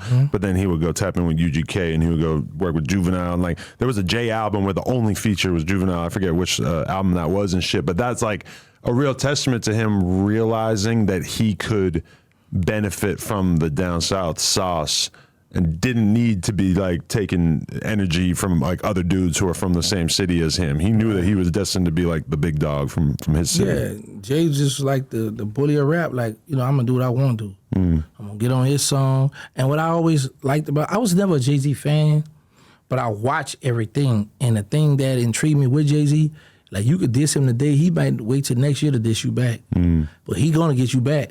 And I was like, well, I like that. This guy's smooth. Yeah, I used to like that, how he'll wait a while to diss you like this when you think it's over with. Jay got, oh, now you beefing with this one. Now you got to come back to try to entertain that. But that's what I've always liked about Jay. But Jay got something at that time that I feel like so many young artists could benefit from now, which is like understanding that he had to have interesting shit to talk about each album cycle. And he even I remember him having a lyric where he said, and my interviews are hotter. And that was like a time period where like your magazine interview when your album came out or whatever was like the thing. That was your rollout. That was so unbelievably important. And he would take all his drama and all his issues that he wanted to speak on and shit, and he would hold it all in for a year and a half, whatever it was, until he was ready to use that to boost up his album, which is something that a lot of people get now. Like now when, you know, a Moneybagg Yo drops an album or some shit, chances are that's the same time period where you're going to see Moneybagg Yo come out and say some shit about some people that he don't like because he wants to make his name ring bells at that time. Like getting hot as an artist is a very specific skill to getting your name out there. And it's like the more your name is not really out there in the lead up to that, it's almost like the better off you are because people don't really want to be inundated with information about you year after year, all month long. And it's going back to what I say about social media. You just gave me with a valid point. XXL, Source Magazine, Hip Hop Weekly, Essence. We used to look forward to the magazines, but when social media comes, now we don't see them on magazines. Never. That's what I'm saying. That stuff gone. It's like social media had another thing. Back in the day, the labels dictate who's gonna be hot. Now the fans dictating that. Right. You get your song, put that thing on TikTok, get somebody to dance to it, get you a viral moment, then knock on your door. Now, hey, we better give you 2-3 million or 300,000, whatever. Sign your life away to us, but we're gonna put you this single out for you. The social media just took over everything. Right. No, definitely. I'm reading Prodigy from Mobb Deep's book, or I'm listening to it rather, because he did like an audio book thing back before he passed, and he's talking about how like they had a real reputation in Queens for just being flashy and having money even before their music really started to connect, and they were real respected in the streets and shit. And when I'm listening to it, I'm just picturing like these dudes would not have had to wait to get signed. If you were young and like really having motion from your city and people you and thought that you were successful and shit, the label shit don't even matter. Like you would just be like a YouTube sensation, and then the labels would have to figure it out from there. And like that's such a weird, unique situation that doesn't, exist anymore, where it's like you don't really need anybody to blow you up. If your music is all right and you seem like you've actually already made it, if you seem like you have a reputation or that you're respected in your hood, then it's just gonna happen. Yeah, that's true. But and like you say, these days, this day and time, social media. You got your hot song, bring that thing to the club, and they don't have to spend a lot of money. Like, shout out to Wendy Day. I had met with her a few months ago, and she said, I like shout out Wendy Day. She's great. Yes, my baby. Legend. Yes. She's like, she said, Gangs, I'm still the old way. She want to spend the $250,000 to $500,000 to get an artist hot. I'm like, Wendy, because I was like, well, Wendy, I was thinking about putting $20,000 in my artist. She looked at me, she said, baby, that ain't no money. She hurt my feelings. I said, what? I'm like, with 20 to go? She's like, Gangs, and I was like, wow, you right. That she still that's her way, of breaking the artist. But I'm like, no, Wendy, this day and time, you get me a nice hot song, put that thing, get somebody to dance to it, get some, what that young boy, man, out of Florida, his song went crazy when Rick Ross' baby mother did something to his song. So you just need one person famous or just a person just to go on TikTok or one of them social media, dance to your song, and you got yourself something, Yeah. But social media help you and it hurts us. Right. Because spending $20,000 to try to make an artist hot is like a total gamble. Like realistically, the percentages, like even if you're spending $250,000, it's like there's a chance that shit'll really work. But also, like, if you find an artist who already has motion in terms of YouTube views, in terms of Instagram, et cetera, like, that's usually the one you're going to want to put your money into. Like, it's very hard to get them off the ground floor unless you really have, like, a voice or, a platform that's able to put them up there. But I've seen so many people in my situation, so many people who, are big artists themselves, try to put an artist on, and, like, will be hammering people over the head with this person for 6 months, and it just doesn't really do anything. Like, if the people don't care, they just don't care. Yeah. Do you think radio play helps? Definitely helps, but I feel like if you want to get popping as like a street rapper, I feel like you got to build the base on YouTube and shit, like early on. Like, that's just where this happens. Like, people just, like, I interview drill rappers all the time who are like, yeah, I put out a song and it just started going crazy, like on YouTube. That's their explanation. They didn't spend any money on it. They just put it out. The algorithm did the rest. Now they're on No Jumper. Now they're on Ack. They're on wherever. And it's like they just put the on, the algorithm did the rest. Now, granted, there's a lot of people who are making dope music that the algorithm just doesn't shine upon them, and they might have to be the ones who are investing money in promo and all that kind of stuff. But it's also like, from my perspective, and I'd like to know what you think of this, most of the artists that are in my face that I feel like, oh, I could sign them and I could help them and I could make them bigger or whatever, it's like a lot of the content is just so violent, so gang-oriented that I don't, like, I'll interview them, but I don't really want to be like seen as somebody who has this like long-term relationship with this person. I don't really want to be wrapped up in their politics, and especially an LA artist. I could sign a messy ass Chicago artist. Okay, that's all the way over there. Out here, where I got to lay my head at, that seems like a much bigger decision. Yeah, of course. Where do you stand on all that? Yeah, I agree with that, because a lot of these youngsters starting to have beef, and if a person know you the money behind this artist or you backing him, they're gonna try to eliminate you. Mm-hmm. You know, we gotta get rid of him. We gotta get rid of their money.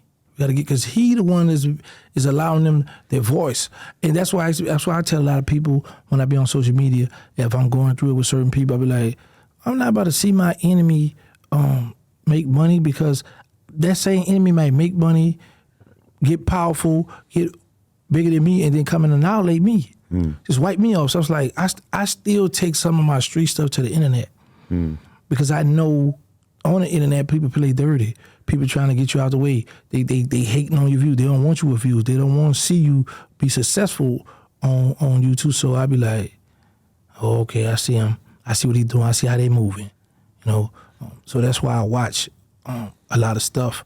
You know, I pay attention. And a guy I was going there the other day, and he was just talking about you and Vlad, and he said academics.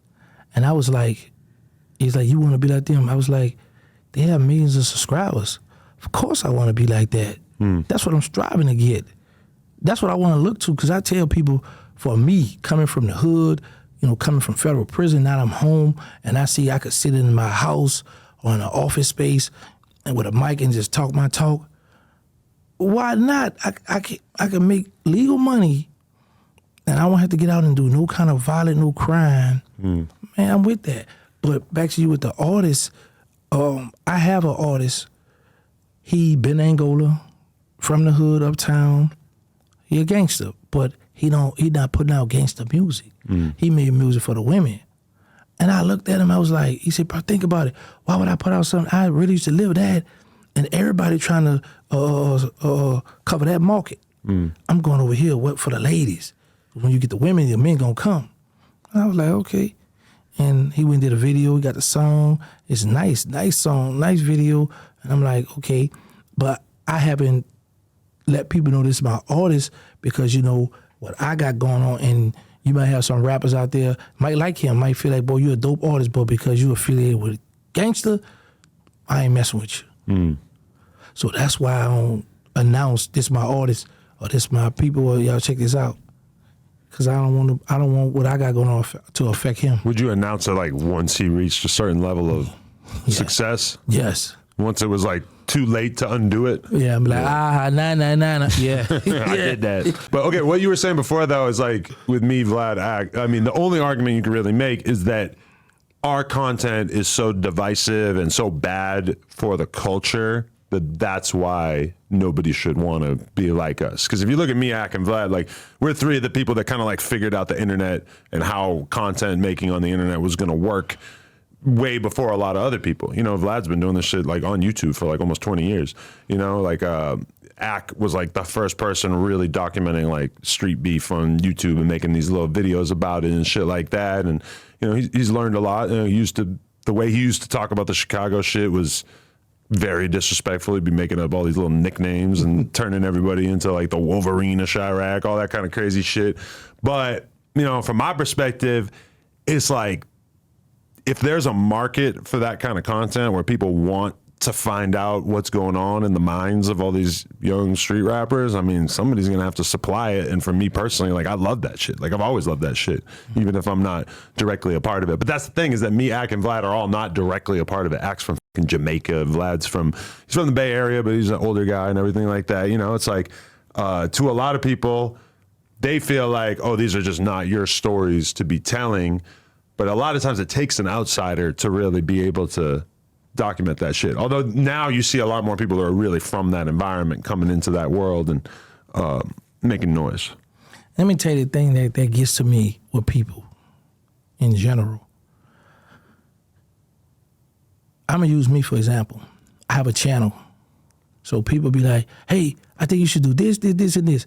Well, why are you good at telling me? Won't you do your own thing? Do your channel. Don't worry about what I got going. You trying to tell me what you think I should do, want to argue with me about what I have going on.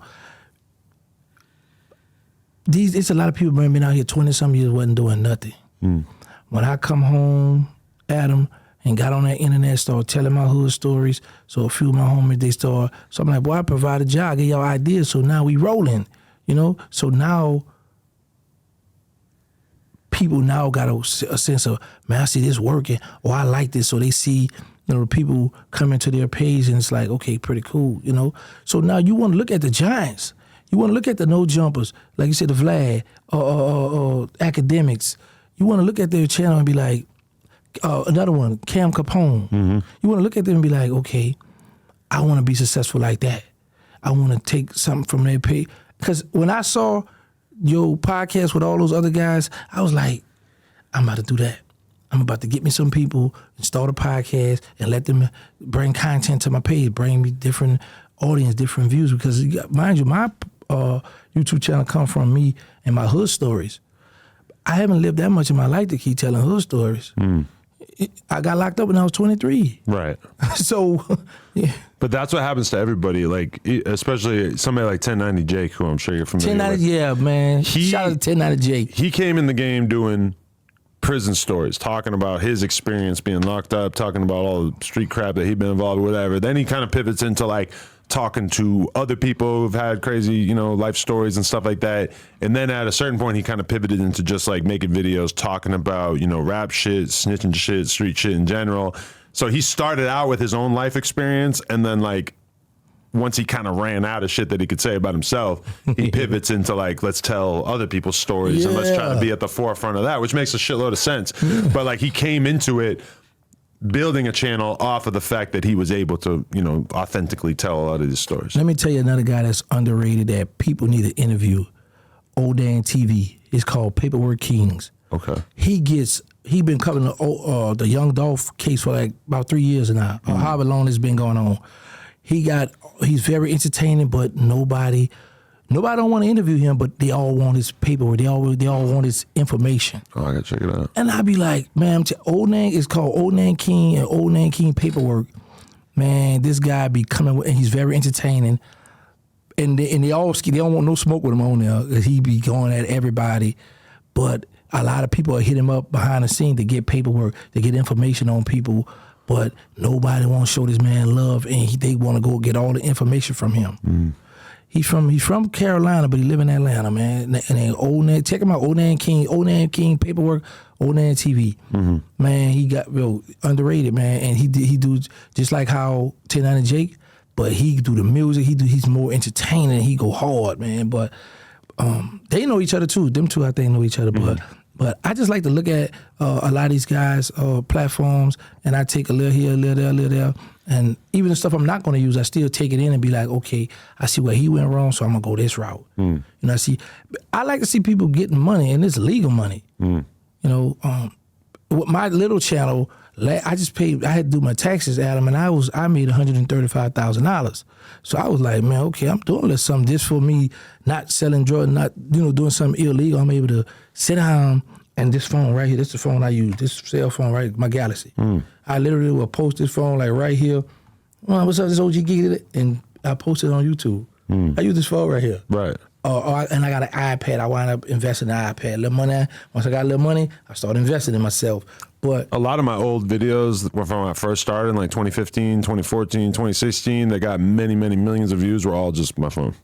Yes, and this is another thing. This be the problem with a lot of people, because they want to start a podcast and they'll shut it down because they want to do what Adam have. You got to crawl before you walk. You can't get all the state-of-the-art stuff. If you got to start out in the car, start out in the basement, my thing is, as long as you're doing something positive, and you know, everybody's not going to be successful at it, but it's all on your working relationship too. Right. If you nasty, don't want to deal with certain people, it's gonna happen. Because you notice this, how a lot of people are always try to attack you and Vlad, but people be dying to come on your channel and Vlad's channel. Right. You know, so I be like, I just sit back and laugh, but I witness this stuff. I be like, now you know good well if I didn't give you a call, you going up there. Because it's a big opportunity to promote, talk about anything you want to talk about. But if we can't get there, we're going to hate on it. Right. That's just how we always been. Yeah. But now people have a lot of choices. There's a lot of different platforms out there that they could go on, you know? No. Not most of them aren't that huge, but the truth is, all right, like 16 shot him out of Chicago. Not to say that he has like a tiny channel or anything like that, but he got the No Limit Cairo interview, who was basically like G Herbo's homie that he came up with. And G Herbo had or Cairo had a lot of shit that he wanted to talk about G Herbo, and 16 shot him, got him super fucking early on. That video, it got like, I don't know, 10 million views across YouTube, across all the clips and shit. He made a fucking shitload of money off that. And it's like, Cairo could have waited to go on Vlad, or actually Vlad probably wouldn't have understood. If he had hit me up, I probably would have got it, but I feel like Vlad might have been like, it's not, you're not like big enough, or like, I don't really know enough about you to want to have you on my platform. Vlad is too. Vlad has like a certain threshold he wants people to meet. Yes. If you're like a gang member or a rapper, like on some drill shit, whatever, it's like, if I feel like I'm much more open to take a chance on somebody smaller, whereas I feel like Vlad has been burnt too many times, and he feels like if he messes with like random internet weirdos, that it's not really worth it. It's so many people hit me up, hey, holla at Vlad for me. I'm like, all right. Yo, Vlad got such. He be like, nah, I'm good. I said, yo, he said, no. What? I said, man, you can't force this man. This is his platform, you know.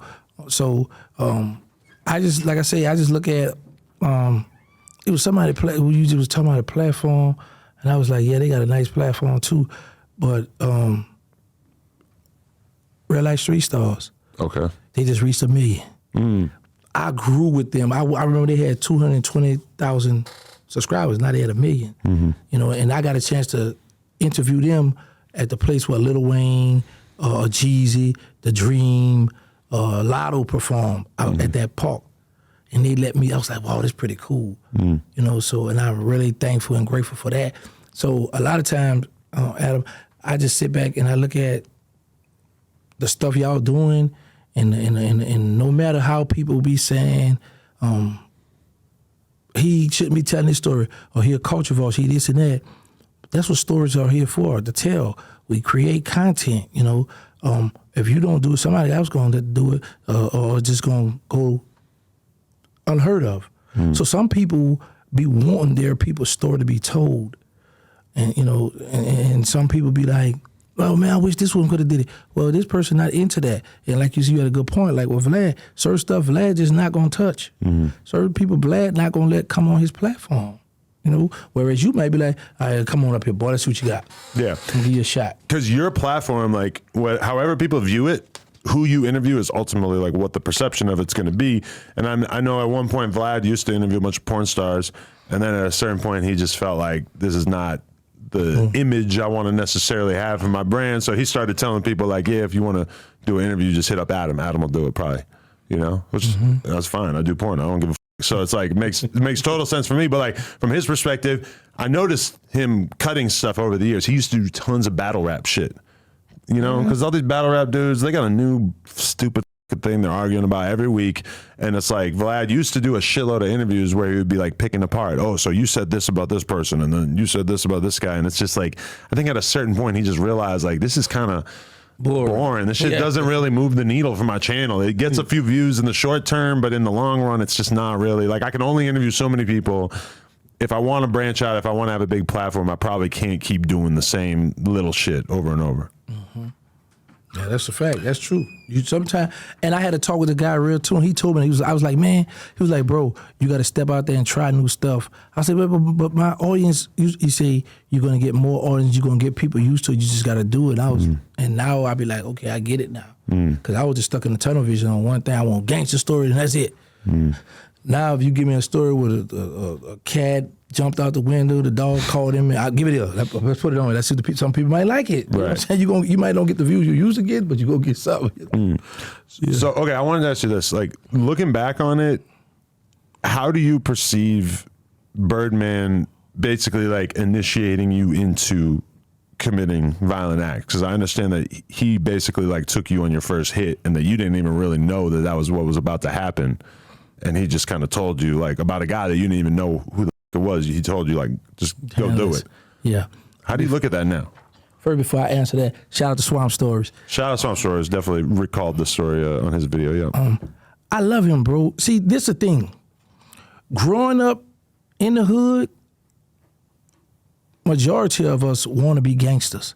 Majority of us look up to drug dealers, pimps, players, whatever, dice, good people shoot dice, the people who rob good. We look up to that stuff. So the only thing would make it look bad because it's not social media. But it's a lot of people that looked up to their big brothers, their homeboys, cousins. Look at the gang members out here. That's generational stuff.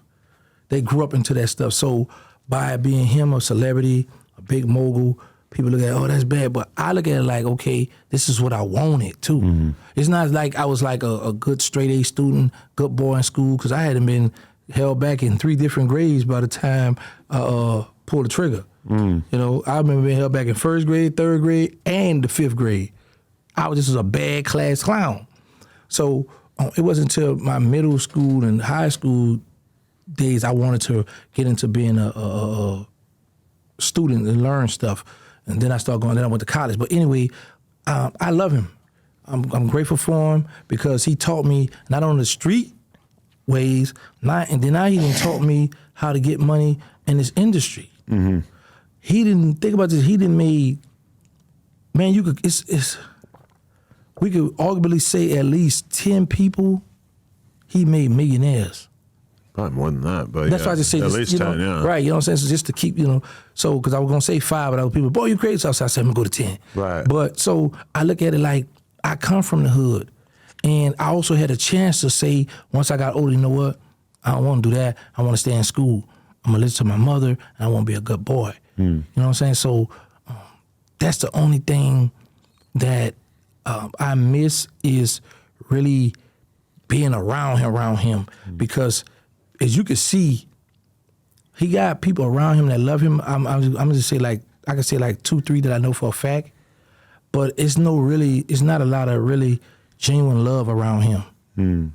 So that's why a lot of stuff he helping people, then they coming back disrespecting him. Right. Saying all kinds. Because you would think a guy that come from the hood, got the rep he have, a street guy, a real street guy, have real street hitters that have been around, come up with, shout out to Joe KC, all these real dudes that he got around him that he with. Why these rappers, why these people playing with his name, they're respecting him.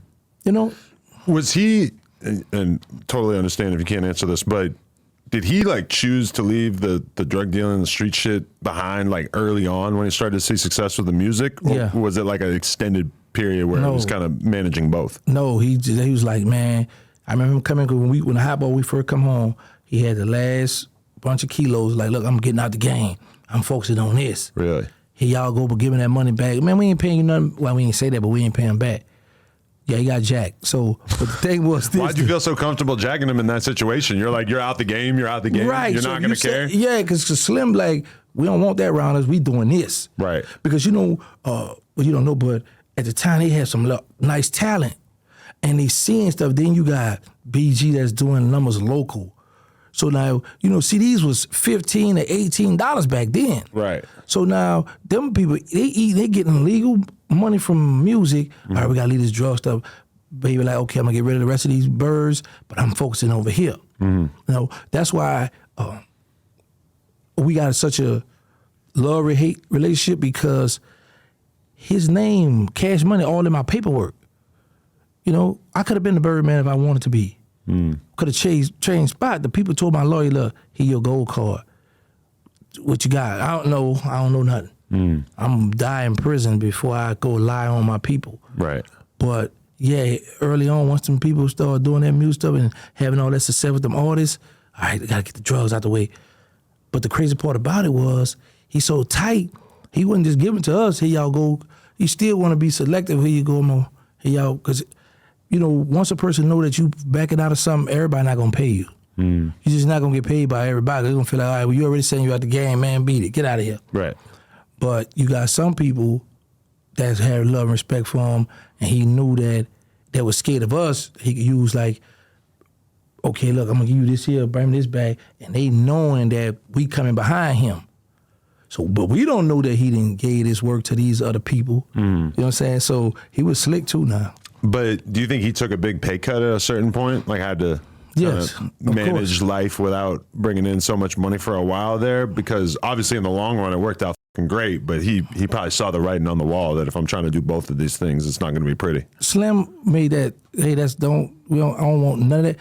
When we was go out of town on a little regular bus they had, we was doing drug deals. Baby caught us one time, and boy, Slim found out about that. Man, come on. So we had to break him out, give him some money, so he wouldn't tell Slim what we was doing. Right. So that was forbidden to be having any kind of drugs or doing anything. What the world is that, man? I know it's awkward every time I got to use it on camera. That's the clip, the drum. It's an homage. You know? Everybody always wants to get one. I don't even know if we can make them. But yeah, so you know, we had to pay. Like he kind of made us pay draft, so Slim wouldn't be upset with us for doing this. You know, around Wayne, BG, this up and coming artist. You know, but yeah, he took a big pay cut because once Cash Money started bubbling, he know he couldn't do that around Slim. He had to get right. But a lot of people would look at the guy who took them on their first murder mission as somebody who basically like Turned them out. Them up in life, put them into an unfortunate situation. What keeps you from being able to perceive it that way? You were already probably going to end up being that kind of guy. Yeah, because I already had, you know, I had a gun before. You know, I was young, but me growing up, after I left Gertown and Cali Project, you see violence. You know, you move in these neighborhoods, it's violence. New Orleans is just a bold shape. So it's violence all around us. Like, when I stayed in Cali, we had, he's deceased now, Sam Scully, L. Broadnet. We had big drug dealers in our neighborhood. We had older killers that's right here with us, like how you right here. One time, me and my mother was outside sitting out, and this guy named Johnny, he's deceased. He was getting money back in the day. All his money is the wind was blowing. His money just started blowing over. I'm young. I was running. I'm helping him get his money. I'm running, grabbing money all off the ground for him, off the sidewalk, and I gave it all to him. So, and I walked back, give him his little space, and I'm thinking he go, little man, he just got all this money back, counted on and put it, he ain't give me nothing. I say, man, it's chump. But I was just saying to myself, I ain't telling it to him now. But, you know, we grew up around that kind of stuff. So, and that's what I wanted to be. I wanted to be a gangster. I wanted somebody to teach me how to do this stuff. And I don't regret nothing I've done in life. And I tell people this over and over and over. The reason why I don't regret nothing I've done in life, because I've never deleted a child, an innocent person. Everybody that I walked down or did something to was in the streets, in the game with me. You know, and you don't, that's not to justify, because, you know, doing wrong is doing wrong. But I don't regret nothing I've done in life. I don't hate him. No, he didn't mess my life up. I ain't, because that'd be stuff people looking for a crutch. Oh, you did, he messed my... Now, here's the thing. If Bird take me on a hit, and then I'd be like, oh, bro, I feel fun. I don't want to do that no more. No, you got to do it. Come here. If you want to do it, I'm going to do something to your mother. It was never like that. No way, because I would have hit him. So, no, it's never like that. So, but I'm just saying, then I would look at it different. If he took me to do something and I had a fun, feel like I don't like that, I don't want to do that no more, bro. And then he threatened me that way, I'm gonna delete your mother or one of your little brothers or somebody. You better go do this. Now, once I get older, yes, I will feel some kind of resentment towards him. Do you say delete for our sake on YouTube, or is that because you just don't really like putting it that way? I be telling for y'all, I thought you can't say. Oh, it's fine. Yeah. But I was just curious if it does something a little different for you if you don't want to be on camera saying like, I killed this guy, I killed that guy. I don't have a problem with that. Oh, okay. Yeah, but I just thought that YouTube don't approve, you know what I'm saying? So, probably a good move on your part. Yeah, so yeah, I just thought YouTube don't approve that. So yeah, but no, so, but like I say, there are people that have situations that's upset with their family members, and they're upset with their family members or upset with their people that have forced them into the game because they really didn't want to do that. I really wanted to do it, and after him, I kept doing it. And once they went, bro, in my phone conversation, one time he called me and said, man, come on, man, leave the hood alone. Come on, go on tour with us. Oh, we going RCL, MC, one of them. I was like, man, you tripping, man. I'm married to the project, the hood. I didn't want to buy because I was making good money with heroin. Then one time he called me and said, bro, let me holler at my parole laws. I'm going to see if I can go. But he was trying to pull me out once he started doing good. Man, come on. All this is documented.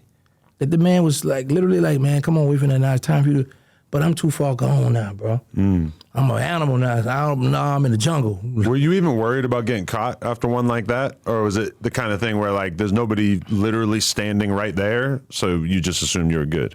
Yeah, I assumed I was good. And as I got older, see, New Orleans is different. We get the police report. So we know who the witness is, they phone them, their address, where they work at, their social security number, we got all that.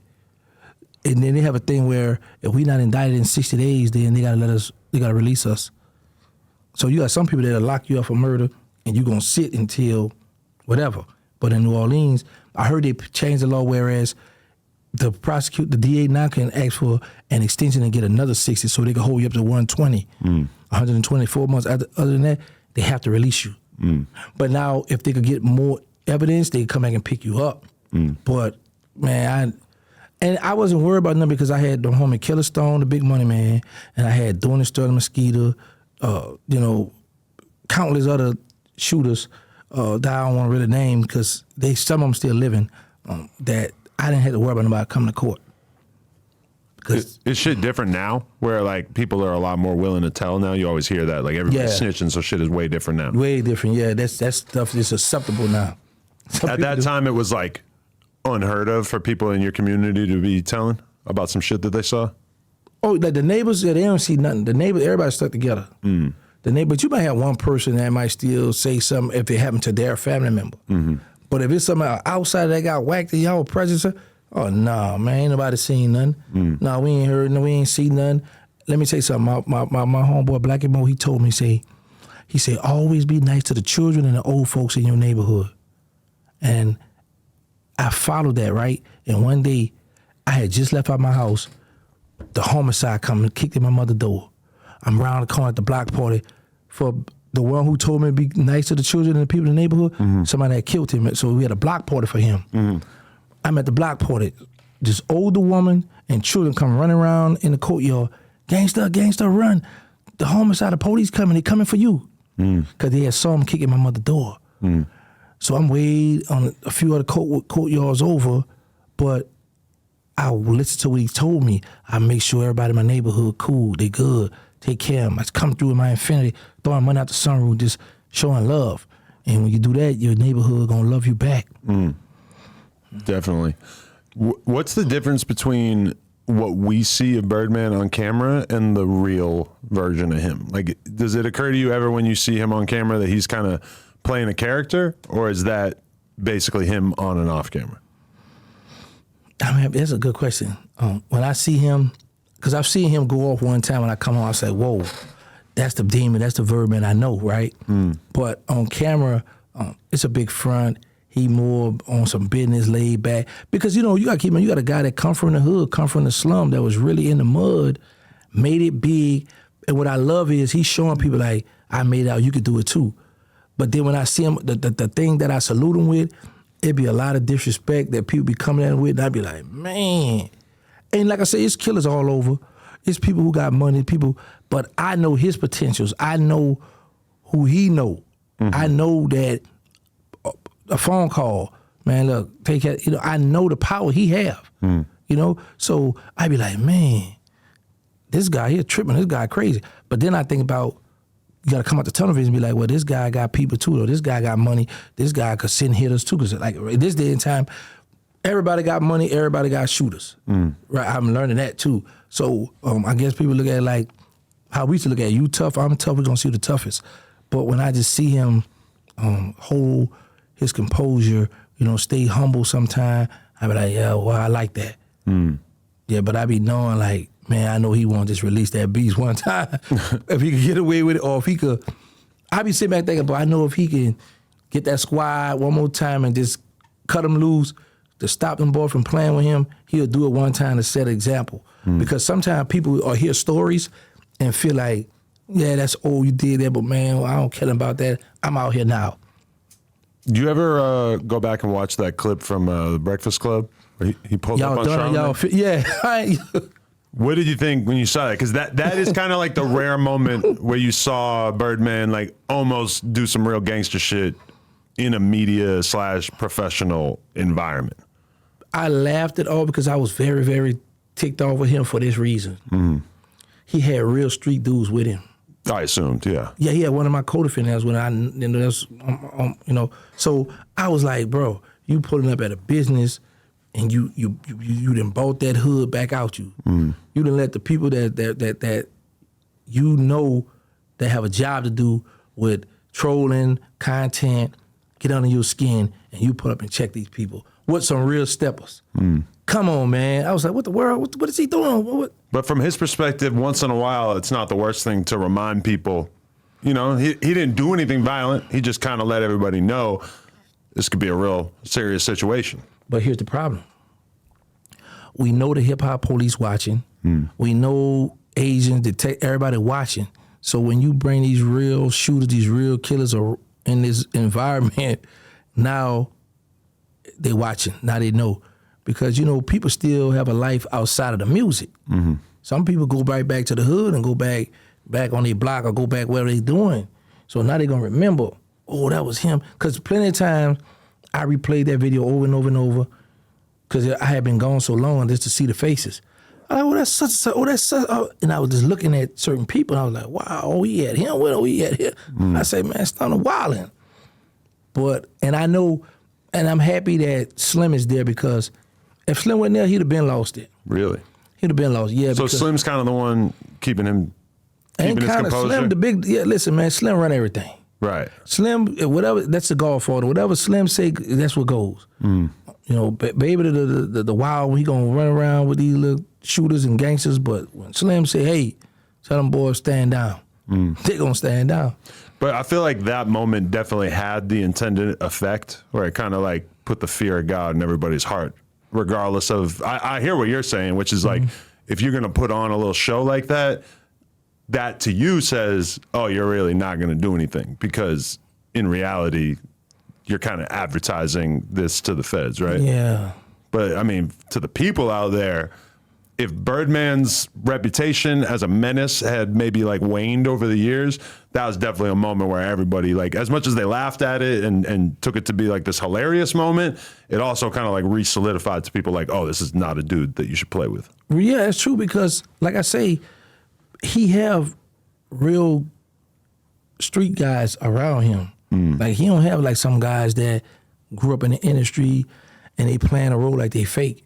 Mm-hmm. He took some people out the hood and I got their life together, so now they doing something positive now.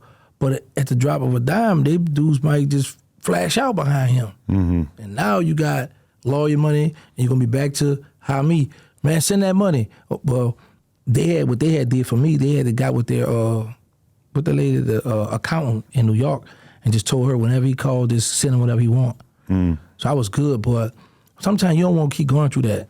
Because the way I look at him now, I see all the stuff he had now, he got expensive taste. He got a lot of stuff. So to be talking about somebody calling home, ask you for a few dollars, you got it, but you like, man, bro, I want to spend this on my broad, or I got this new Wraith or this new car, not the Wraith because he said that for girl, the Ghost or whatever these other foreign cars they have.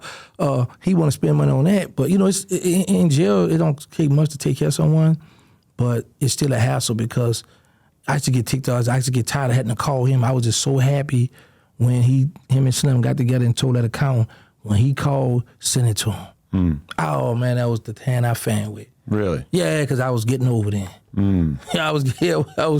I was overcharging lawyer fee. I was just getting money, thousands, and she just cut the check, right? Send it to me. And they felt like they had to do that just because out of loyalty, or you think that they were scared that you might go the other way and talk about them? It was out of loyalty because they already knew from raising me being around Lester Duplessis, Black and Mo, Levi, Tony, the gangsters, Eric Marie's, people from my hood, that I wasn't going to do that to them. Mm-hmm. And then I hadn't been down a while too. So, because they could have cut me off at any given moment as well, but I'm just grateful. That's why I tell people too, yeah, I love them, I miss them, but I'm like, I'm home now, I don't really need you. I could use you because I was looking at like my channel growing without them. Just imagine if I had Birdman, BG, Juvie, Wayne, Turk once a month on my channel doing an interview. I'd be good. But for you, the actual options are pretty much like be on good terms with them and still be locked up, or be free and have a strained relationship. I'll take beef for 1,000. I won't be. Adam, no, for real. Let me say something. No, trust me, I'm with you. This is bad. No, being locked up is such a bad outcome that I kind of look down upon people who are free, who've been out here on the outside world for 20, 30 years or whatever, passing judgment on what a guy does. And granted, I'm obviously not from your world, so it's not really for me to say, but I would have a hard time as a person who hasn't really lived that life passing judgment on somebody doing what they had to do to get out of prison. Like, that is the worst possible use of a life. That's a fact. And like I say, I would prefer to be free and I have no friends. Because I would tell people, I don't buy friendship. It's too expensive. So I would rather be free and don't have no friends. Nobody don't want to talk to me. No, I'm cool. I'm fine with that. Leave me alone. I'm over here. But I'm free. I don't have to worry about lockdown. Look how I travel now. I'm in California. You know how many people would love to leave out their cell to fly to California? And as I'm flying, I'm looking at all these funny mountains and desert-looking stuff. I said, man, what a water. I'm just enjoying life, man. I'm tell you, when I come here, I said, let me go ride and see where the fast food. I went and I saw Walmart. Let me go check out the Walmart. I took pictures all in the Walmart. So anytime, me personally, a man who say, I love you, I'm rocking with you, stop dealing with me because of the decision I decided to make because they feel like somebody else gonna look at them different if they mess with me, then so be it. Right. This is my life. This is what I decided to do, and I'm standing on it. And I feel like in terms of the whole telling on dead people thing, like, that's something where I feel like there's a big generational divide. Because when I talk, like the dude Driller that was in here before, you from Chicago, we were having that conversation, and he was basically saying, like, I don't give a tell on me if I die, you know? And I've had conversations with a lot of, like, even dudes in their 30s and shit who basically say the same thing, like, I don't give a like, that shit is not, that's just how it goes. Let me tell you something, Adam. And like I say, when I voice my opinion on stuff, I don't be in a tunnel vision, right? I give the gangster perspective, then I give the civilian perspective. Yeah, telling on dead, that's nothing wrong with that, but people just follow what Birdman said. But the thing is this is why I still say it's still snitching there, because of this. The rules are you never go in an interrogation room. You never sit down because, yeah, you telling me you told on all this dead, but how I know that? It was you and the agent in the room. So when people from the streets look at certain stuff and be like, man, I don't believe that, you can't be mad with them because I look at I was once a street dude. So and you made the rules, quote unquote. So like you guys all really sat down back in the day and fleshed that out. Yeah, how we sitting now, yeah, Slim, baby, look, no telling, no.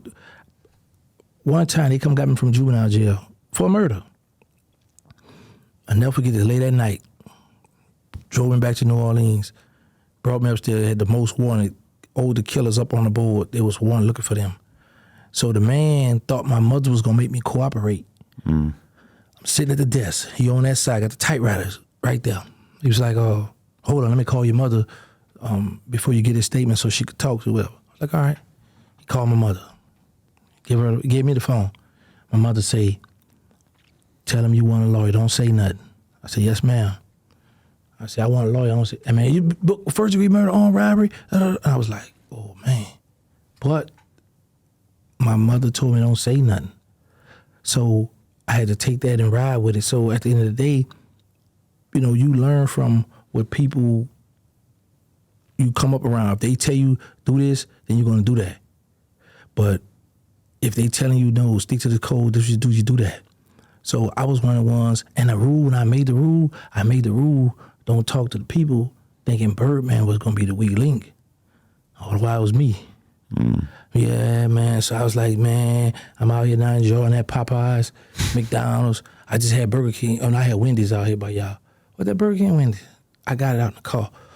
The French fries. I don't really like the fries. But, yeah, man, I'm enjoying life. Adam, if a man think they're gonna dictate how I'm gonna move or what I'm gonna do in life, he's sadly mistaken. That's why I don't beg nobody for nothing. I'm not rich, but I'm comfortable. And I ask for two things. I ask God for two things. Let me out while I'm healthy and alive, and let me out while my mother's still alive so I can take care of her. I talked her into move from New Orleans to Texas, and she lived with me, and I'm happy. So everything else, hey, man. Was part of that you being worried that somebody could try to get revenge on your mom because they couldn't get to you? No, it was that when I was in, because a lot of people know my mother. My mother roam all around the city of New Orleans. It was that when I was incarcerated, I heard a lot of guys say, man, my mother just passed. Like when the officer come out the booth and say, such and such, report to the chapel, somebody dead. You take that long walk down to that chapel, somebody died in your family, right? So I've been around a lot of guys whose mothers, fathers, brothers, sisters, children passed away. So I was like, from juvenile to state to federal, my mother was there for me nonstop. And when I was young, she'd always say, you go to jail, I ain't coming downstairs. That was my mother tell her back in the day. As soon as I get locked up, mama love right there. My mother was there for me throughout my whole bed nonstop. So I'm like, the lady took care of me from a baby, took care of me while I was in prison, always there for me. I got my turn. She's older now. Come on, mom, you want to pay no more bills? I got it. And that's just something I want to do, and that's what I do now. So I'm good, man. And then my son, he's in the Fed. Now I got my youngest boy, he's in the Fed. He have 15 years for a drug case right now, and then he's fighting 2 homicide on a RICO. And in his indictment, he got 1 homicide when he was 16. They didn't charge him, but they got in an indictment. And the crazy part about it, the body he's charged with is the guy I was beefing with. His son, they got the same name. Right. And I'd be like, man, it's just on and on and on. Because you have a lot of kids, but how does that feel knowing that your son went in a very similar way to what you ended up doing with your life? That's something I can't stop. I am just happy that I can visit him while he's alive versus going to a graveyard and visiting my son. He tricked me. I used to call home, oh, Dad, I just be riding my dirt, but I don't be doing nothing. But then one of my other baby mothers be like, that boy got on Snapchat with something as long as my arm. Boy, what you doing? Dad, they lying, I don't be doing nothing. But all the while, he was terrorizing. He just hear them stories. Oh, boy, your daddy was this, your daddy used to do this and this. So the jail he in, I can call to the jail. They got like the little screen thing where I can see him. I can see in the pod where he at and all that, So I make sure he got money, he good. And he got 2 children. And the crazy part about it, I was 23 when I got locked up. He 22 when he got locked up. Damn. Yeah, man, it's just going. And the good thing is, though, he got a good support system, just like Baby and them took care of me. But this my son, so I'm going to make sure he good, too. Does it hurt knowing that you weren't around to really guide him in the right direction while you were locked up? No, not at all. Because here's the thing, and I don't want to, because a lot of people get up, I feel bad I wasn't there for my child. No, I ain't going to lie. Because I was a child. Well, I wasn't a child, I was a young man, 23 years old, I was young. So I know, he goes some money, take care, go get my son the polo, the whatever the shoes, but I didn't know really the meaning of really being a father. I'm in prison trying to survive. My main thing was survive in prison. Do not let nobody kill you. Don't get killed behind one of your homeboys holding somebody for some drugs or some gambling or something. That was my mission. I never sat back and thought about like, man, I wasn't there for my children. And when you look at it, you be like, yeah, you failed your child. But I was a young man that had children, and you can't get back time. So all I could do now is help him now while he's incarcerated. Be there for him, answer the calls, send him pictures and all this. Like he got me with, I couldn't stand dog. Now he got me with this little nano bully dog that I'm raising for him. Cause he's like, Dad, I'm be doing time. Get the dog pregnant, sell the puppies, and I don't have to be in your pocket. I was like, what's a good idea? But I didn't know I had to clean up behind this dog. This is a lot of work with this little thing. Man. I was like, yeah, man, but it's fun because I got moms, I got the puppy. I mean, a lot of people, even who aren't locked up, like, I hate to throw his name in there, but like Gilly, his son got killed maybe like a year ago.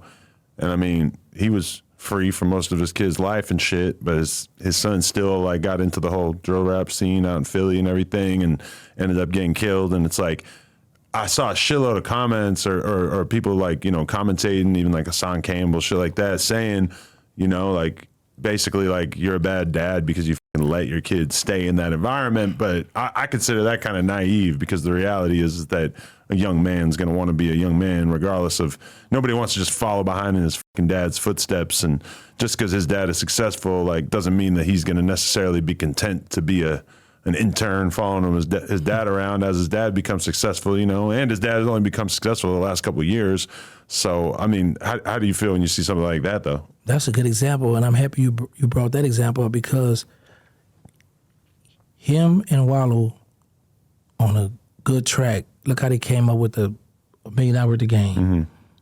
And a reason why I'm happy you brought it up, right, because I laughed now. Wallow had contacted me when I first got out. Mm-hmm. Hey, man, you want to come on straight in now? I said, you want to pay? Well, we don't pay nobody. I said, man, well, I ain't coming on. Well, look, man, I'm going to give you $500 for 12 minutes. 12? Yeah, I hung up. But lately, right, like if somebody got a podcast and they got like 100, anywhere from 100 to 1,000 subscribers, I charge them $500 or $750, because I know they're not monetized. They don't have no nothing going on for their channel. I'm gonna help them out. So then when I started doing that stuff, I realized, say, man, these people got 1 million something subscribers. The man want me on the channel, and I didn't do it. Mm. You know, so sometimes we be impatient. We just jump out there. We get the big head. Another one, 85 South. Mm-hmm. I didn't know who Carlos was. What's up, OG? Look, we would love to have you on the show. Man, get with my book in here. I brushed him off, right? So I started asking about him, and I Googled him. I hit him, hey, man, my bad. At that time, now he like, he kept it respectful, but I didn't make it on that show. Mm. You know what I'm saying? So I didn't know. You know, I was just coming home, but Vlad had me up here. So I'm like, man, what? But now that I've learned and I understand it now, I'm like, oh, okay, I see how this go now. Mm. And you can't miss these opportunities, certain stuff, you know. But I like the fact that what they doing, but to answer your question, Gilly doing stuff positive, so he was there for his son. But like you said, a child gonna do what they want to do, and at the end of the day, they got their friends. So it's going right back to what I always tell people, the peer pressure. Mm. My daddy, a famous rapper. My daddy got this big YouTube channel, but this me right here. I'm out here in the hood. And also, you gotta look at this too. And it's even with rappers. The rapper name be big as their bank account. Bigger than their bank account, I mean. So you can have a big name, stuff big, but the money ain't there. Mm. You look good, but you're broke. You see what I'm saying? So we don't know what that situation was like. So he might was like, man, I'm about to go out and grind. Pop's getting it, but he don't really got enough to take care of me right now. You know, he might give me a little something, but I'm about to go to the block. We don't know what the situation was, but it's still a situation where he had his father in his life.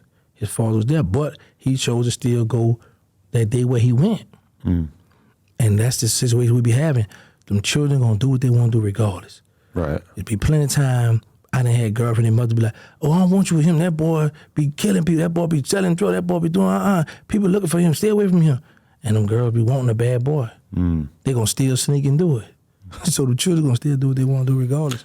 Yeah, because like the crazy thing about that is that you need to try to shape your daughter's mind into being the kind of person that won't aspire to want to be with a guy like that. But that can be difficult when the version of masculinity that is in front of their face, like this is what success is, this is what somebody who's cool is oftentimes something that, you know, not the kind of person you would want your daughter to end up with. That's a fact. And then our daughters, and here's the thing, when we describe this person, stay around this person's a bad person, that make her run to that person. Mm. Why you don't let me see for myself?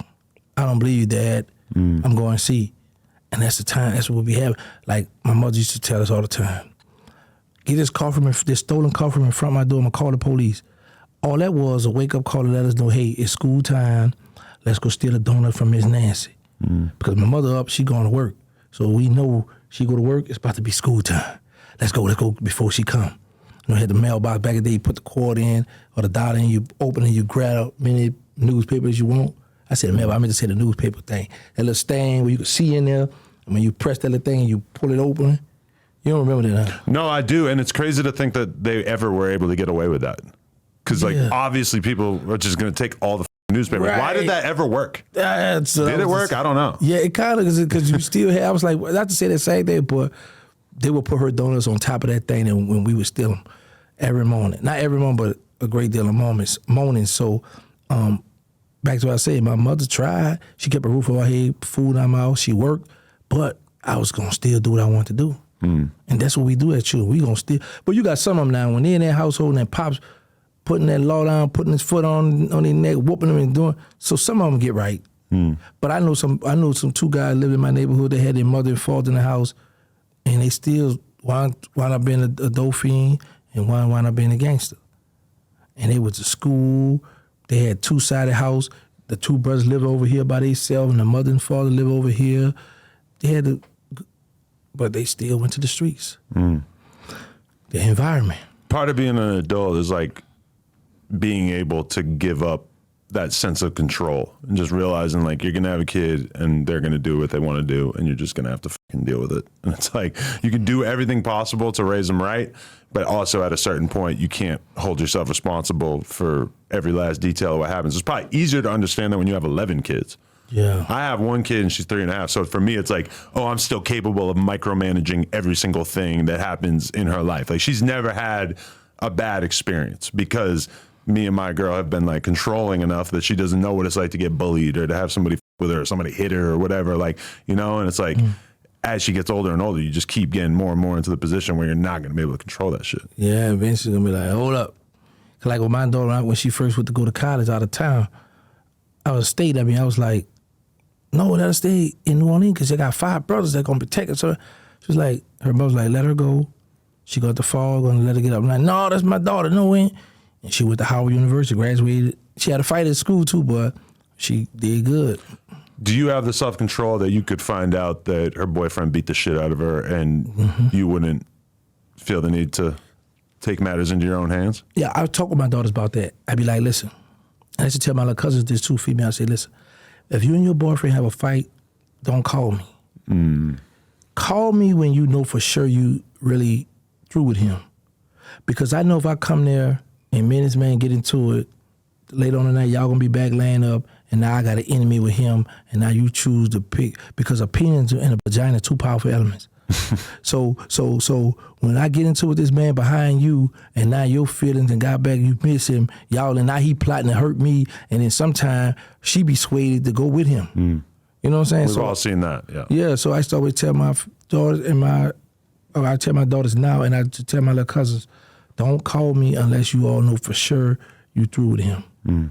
Because I know how women change their mind later on. So, and I'm just thankful that my daughters, they kind of pick it too. I'm happy that they don't, pick the little roughnecks, you know what I'm saying? But the only way I would step in or pay somebody to visit if they put her in a hospital. Yeah, I gotta go pull up. But if they get a little roughing each other up and all that, I'm staying out of that.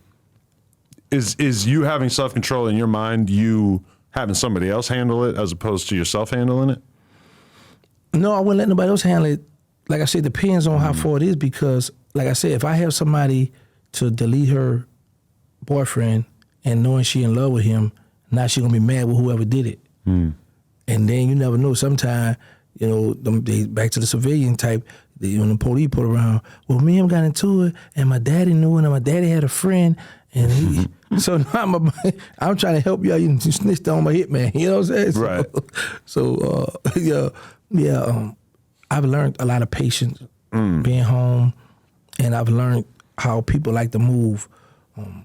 There's a lot of favoritism going on out here. Selective politics. A lot of bull, and I'm happy I'm able to witness it, and I call it out every chance I get. But a lot of stuff with my daughters, even with my sons, I don't get into a lot of their relationships. I let them figure that out because it's up to me. I ain't want you with no boyfriend anyway. Get you a girlfriend. But now that you got a boyfriend, you'd rather your daughter have a girlfriend? Yeah, yeah. I mean, it sounds like a much simpler way of life. Yeah. Yeah. I mean, like 98% of felony crimes are committed by men. 98% of prisoners are men. It's like, if your daughter is a lesbian, I mean, I can understand a lot of people probably wouldn't be too happy about it, but it definitely sounds like a smooth sailing way of life in comparison. Yeah. That's how I used to be like, man, because I know how I was with females when they used to come to these colleges out there in New Orleans and they'd be on a budget and I'd be like, oh yeah, I got her. You hungry? Want to? So I was like, when my daughter was in college, I made sure they had everything they need. I said, so if you meet a guy, you're going to like him because you like him. You ain't going to mess with him, have sex with him because you feel you want these red bottoms or this purse or something. Right. I made sure they had all that while I was incarcerated. Have you ever had to have a conversation about all the bodies with your daughters and shit? Try to make it make sense to them? Or they have to find out from other people? They read, I have only one, no, two out of my 5 is 3 of them that's very nosy, that's in the know. But I have one, she just in her own world. She don't care nothing about none of that stuff. She just focused on her life. She don't be on none of that stuff.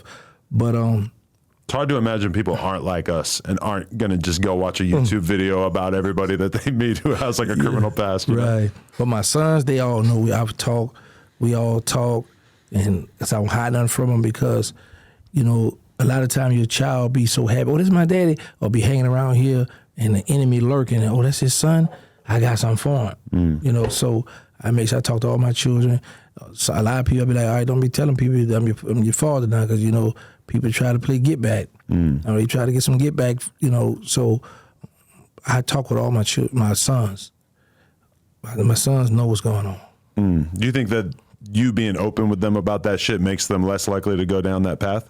Yeah, because out of my 5, only 1 in jail. Right. The other ones, I got 1, he's scared to go on one side of the river. Because when he was young, a guy tried to rob his friend, and he got shot in the neck, so he don't want no parts of that. And I be like, sometimes I be like, boy, you might got your mama's side of the family. But then I be thinking this, though, well, at least he's scared straight from the streets. I don't have to worry about him. And he have like 7 or 8 children right now. Wow. Yeah, so the only one, he my youngest son, the one that's in the Fed now. So you think that was passed on from you to him? Like the inability to pull out? Which one, the one in the Fed? No, the one that's got 8 kids. Because you got 11, so it seems like you might run in the family, inability to pull out. Yeah, the rubber stuff. I know they got I don't like it. You just don't get the feeling. You don't get the proper feeling. I'm with you, man. Yeah, you don't get the proper feeling with the condom, man. No. Yeah, man, they gotta, Yeah, I think because, as a matter of fact, and my youngest son, he got 2 children. He's locked up. All my boys have children. When I think about not getting a girl pregnant until I was 37, to me, that feels like my equivalent of you being able to delete a couple dozen people before you got arrested. Of like, improbable. How the did I bang that many girls with no condoms and not get one through? Yeah, I'm very impressed with myself. Yeah, that's good. But then I would be like this though. I'll be like how Ray J them did on that hip hop show. Like, I gotta go get my testosterone checked, because if I've been humping all this long time and I ain't hit the target, what's going on, man? My cells low? That's how I felt when it took me like 2 months to get my girl pregnant. I started to think like, oh, maybe that's why you didn't get any girls pregnant, is because you've been shooting blanks all these years. Yeah. I just went to the doctor. She was about to make me stop smoking weed. I heard that's what messed up the count too, that weed and them cigarettes too, Adam. Yeah. You know what I'm saying?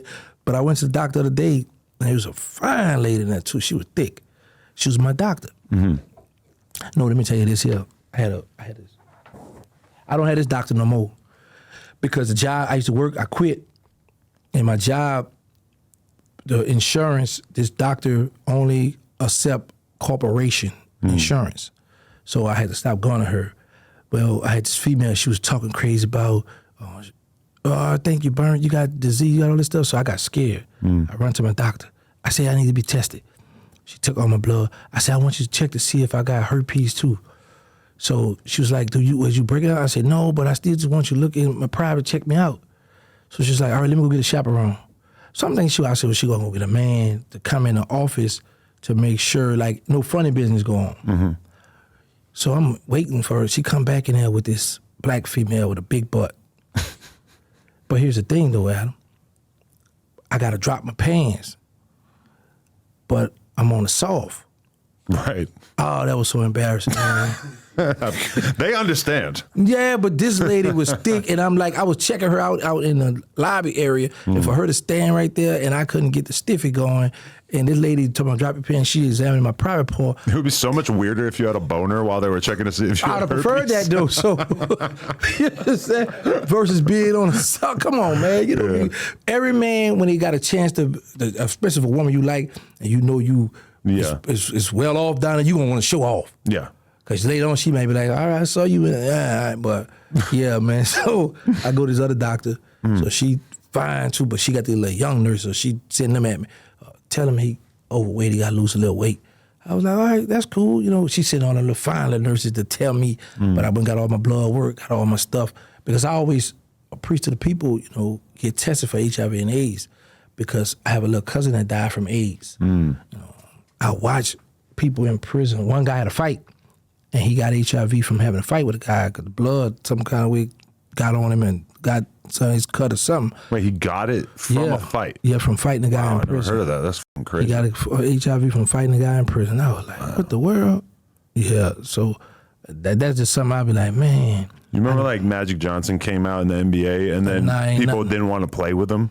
Yeah.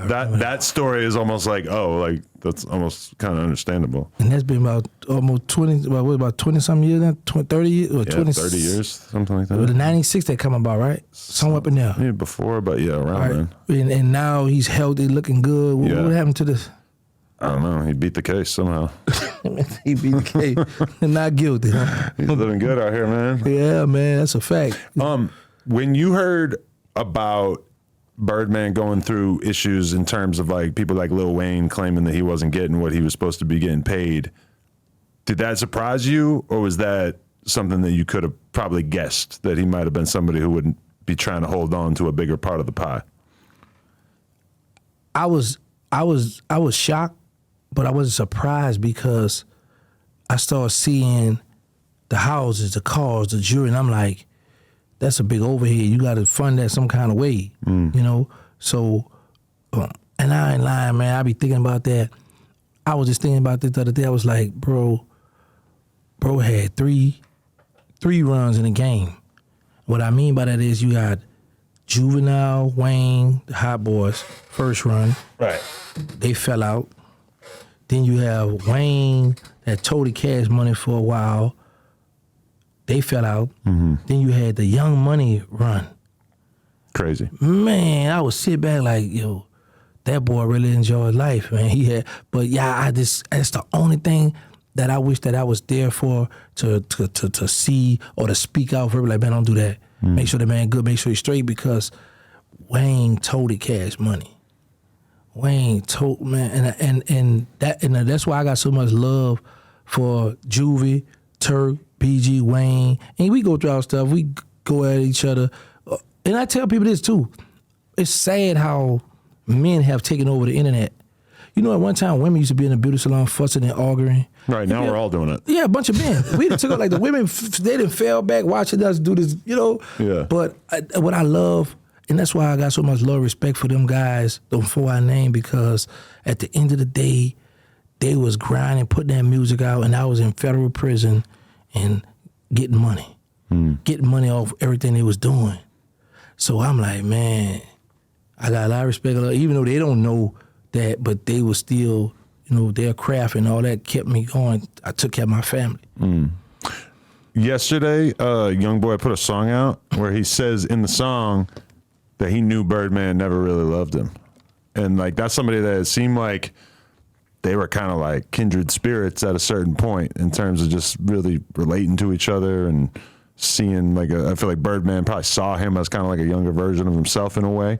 How did it feel seeing Young Boy say that? I made a video about that. Oh, you did? Oh, shit. Yeah.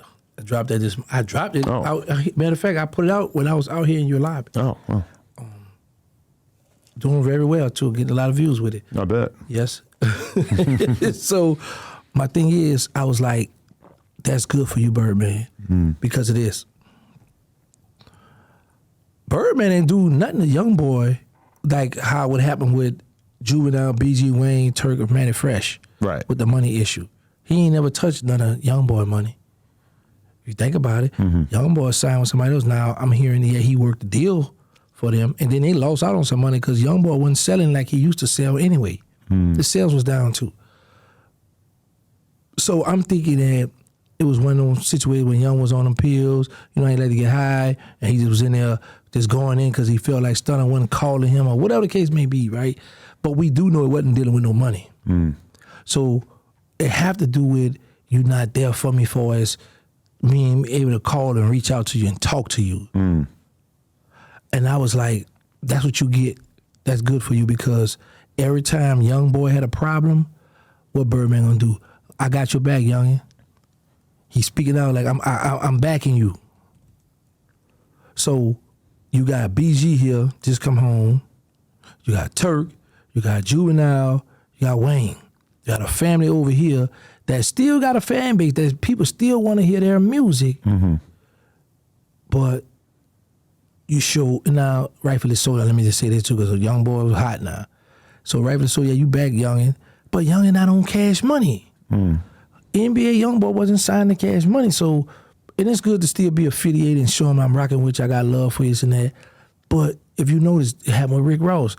When that police stuff come out, him being a correction officer, I called him, I said, you gonna still, man, I'm rocking with him, we got songs together, we doing this, all right. That came and bit him in the butt.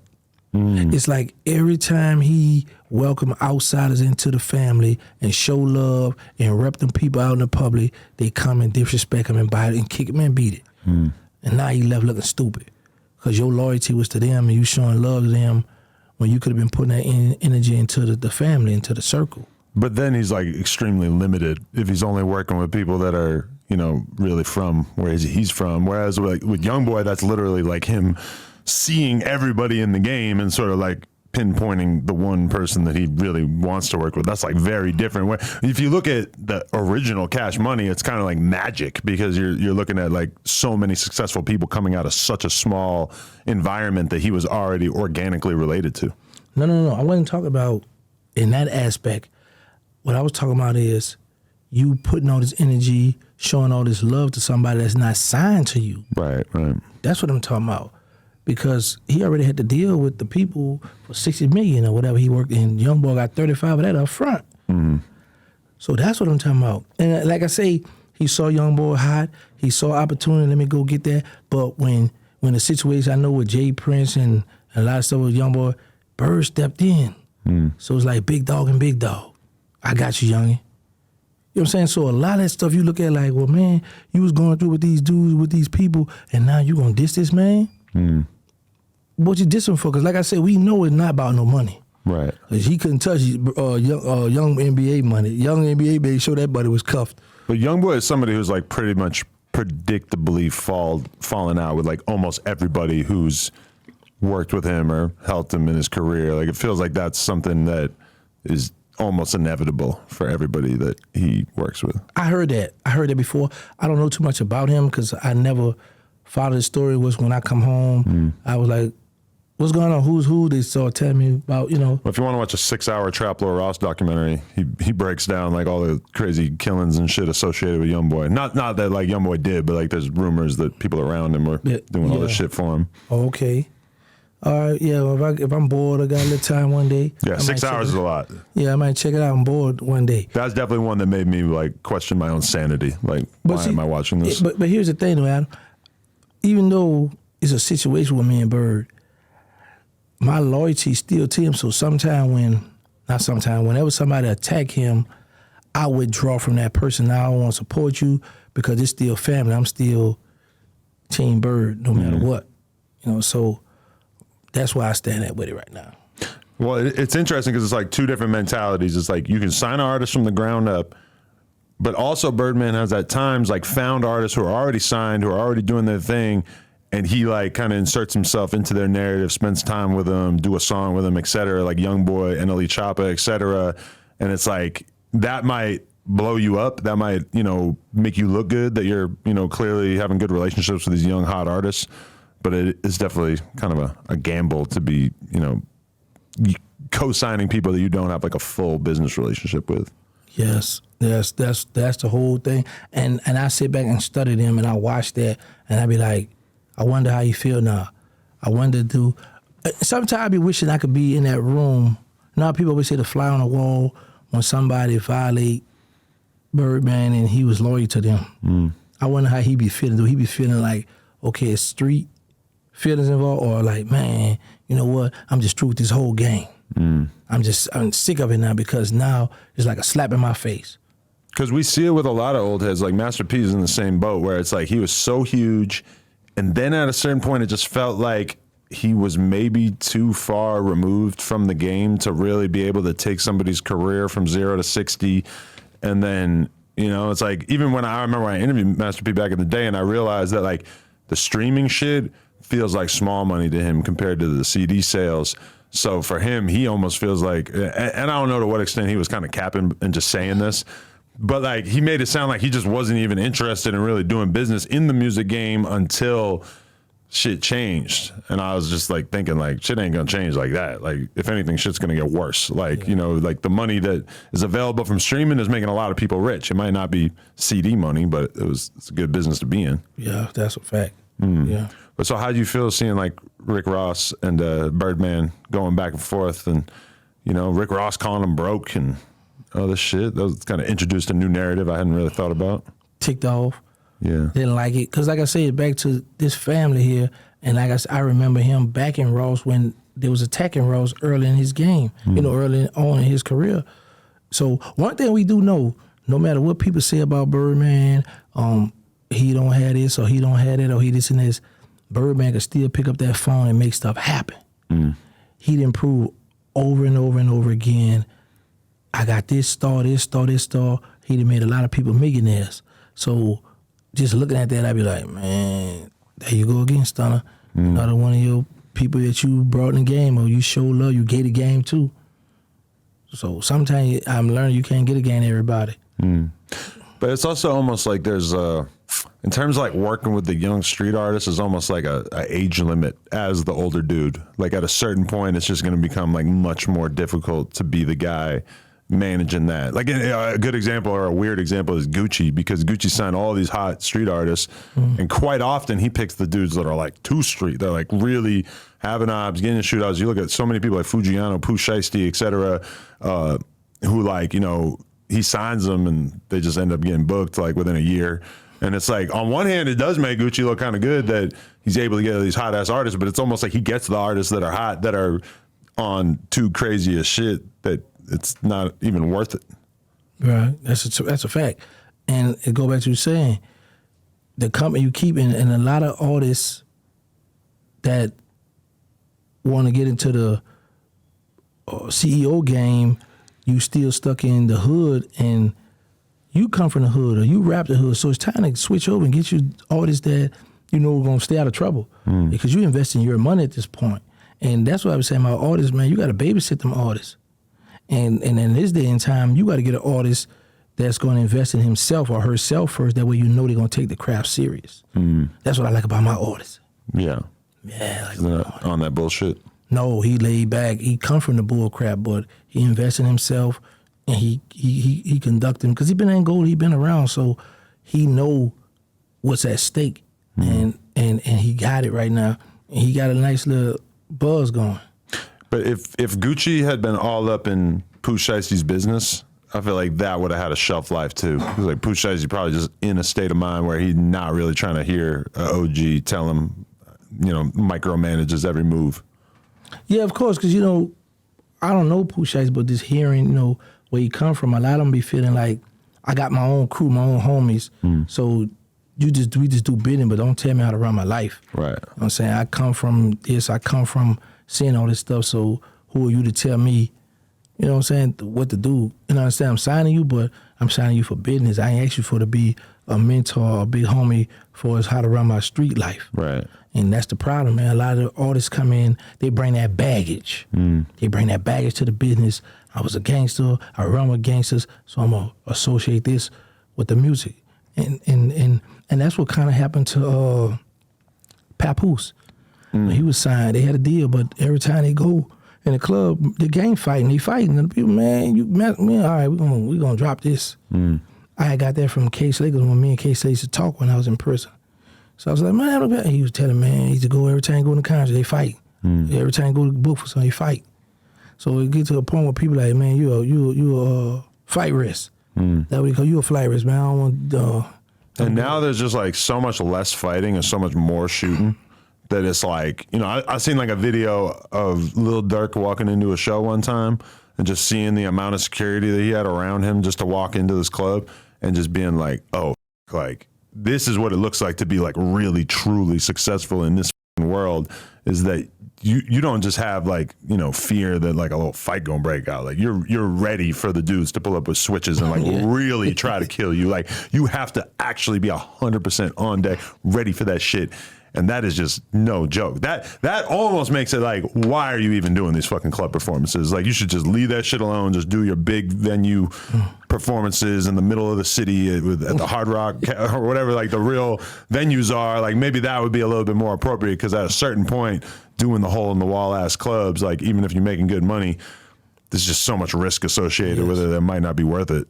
Club gets shut down. It's just always a bunch of bull. Then later on you be like, man, I shouldn't have done that. Man, why I did that? Yeah. So it's just best to just leave it alone ahead of time and stay focused on your craft, because you're trying to provide for your family. And the problem is you want to provide for all your homies too, but you get caught up.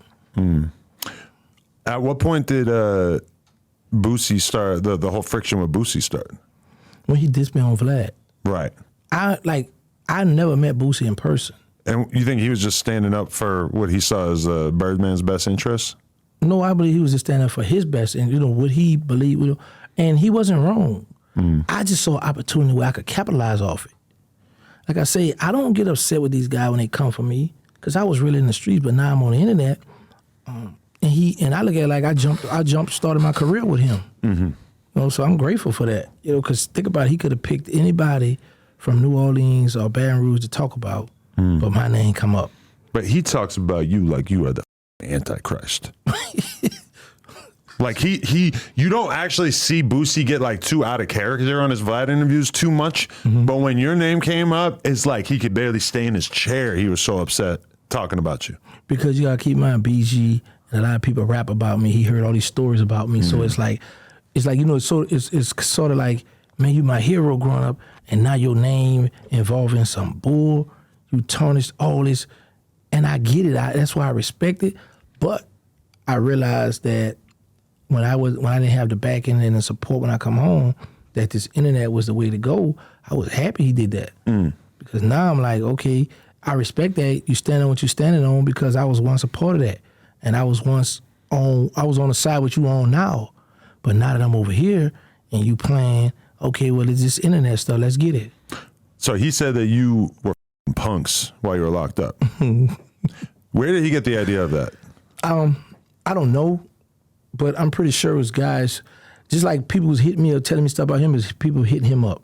And that's the only thing I was like, now Boosie make these rules, they be with this street stuff, now you going off rumors. You wasn't in jail with me, you never saw me put my privacy in a man, but you airing this out. So you can't be mad when I say stuff about you, because you saying stuff about me that's not true. You wasn't in prison with me. You never saw this. You don't have no proof. I don't have a write-up for indulging in homosexual activity. You know, there's nobody who could say, I walked in a cell, I called him. There's nobody could say they could describe how my privacy looked. But yet you ran with that on the internet. Right. I'm like, all right, cool. This how it's going. Okay, well, you know, using protected custody. I was surprised to see Boosie say something like that, where it seems like he's somebody who normally would not lie or exaggerate, and he said that with such confidence, even though I haven't heard anybody else say that. Like it just seemed like kind of out of character for him to be going that hard with that accusation. But you remember he said this on Vlad, he say, man, he hurt my feelings. He hurt my feelings. He said I was in PC. So when a man hurt, it's like you scorn. So what you gonna do? I'm gonna do two things you disrespect a man online. It's called him a rat and a homosexual.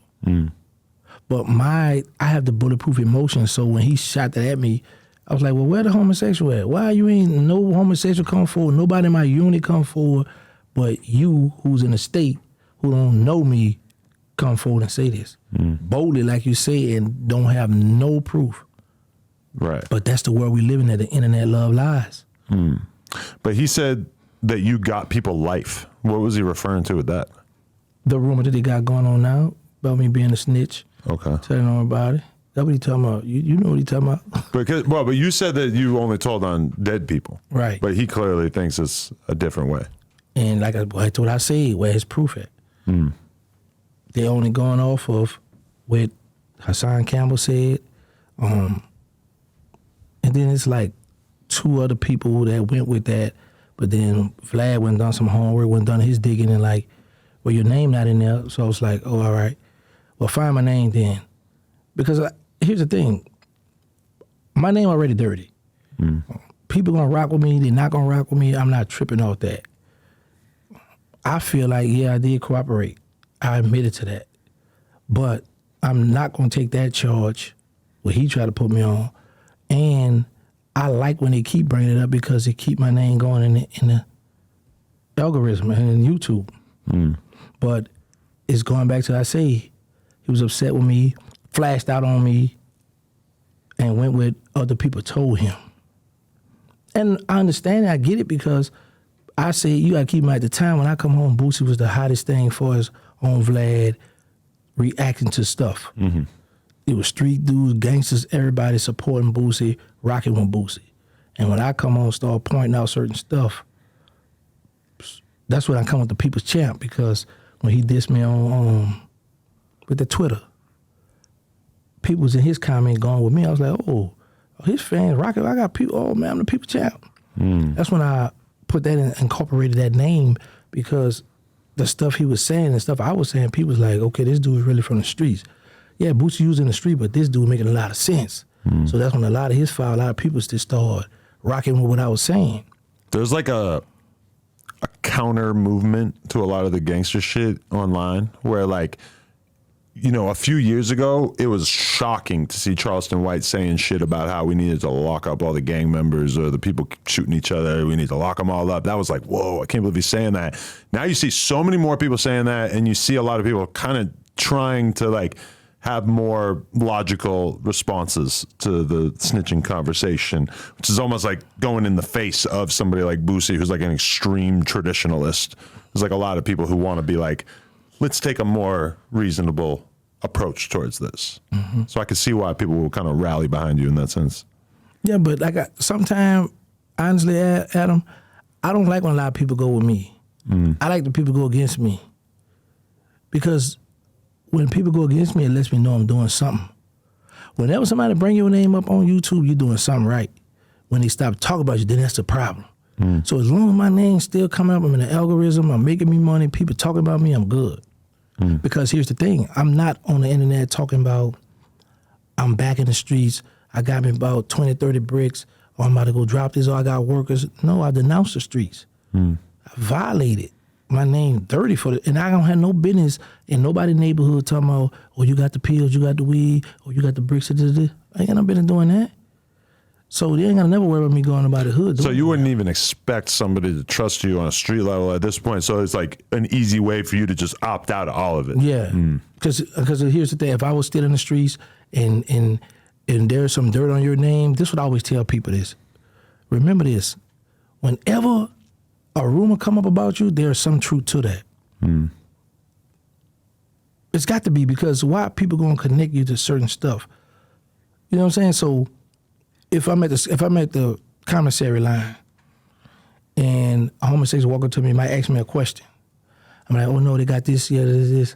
So now certain dudes in prison don't talk to homosexuals, period.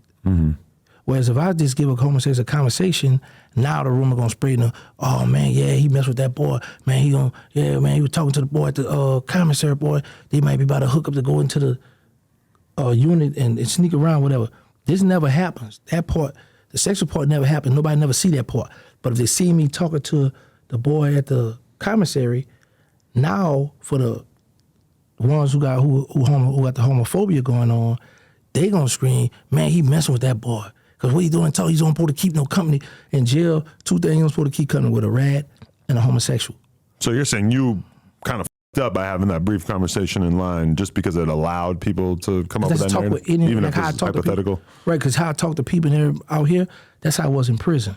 Well, that's the shame with prison, is that you basically have to reduce yourself to the level of a bunch of idiots rather than be able to live life on your own terms. But you know the thing I don't like, and I did a post on my Instagram about this, it's a lot of guys that was in prison saying, I don't talk to homosexuals, I'm not going to sell with a homosexual, I don't want to do no business with a homosexual. But now they on the streets following a homosexual on Instagram. All in the lives. Yeah, they're wearing clothes with the names of famous rich homosexuals on it. Not like, today, but like in general, a lot of people are. So that's why I just be like, man, these guys out here. I'm just enjoying life, Adam.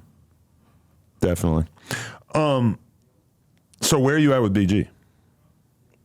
I love him, support him. I want to see him make it. He deserved to make it. He really deserved it. We had our clash. We have disagreement. We don't see eye to eye. But we used to run together on the street. We got a history together. So I want to see him win. And I'm mad that I allowed myself to fall into the bull crap that I always say how us as men on the internet going at one another. And that's what me and BG did too. And I'm like, man, it's a man I was rocking with Doogie.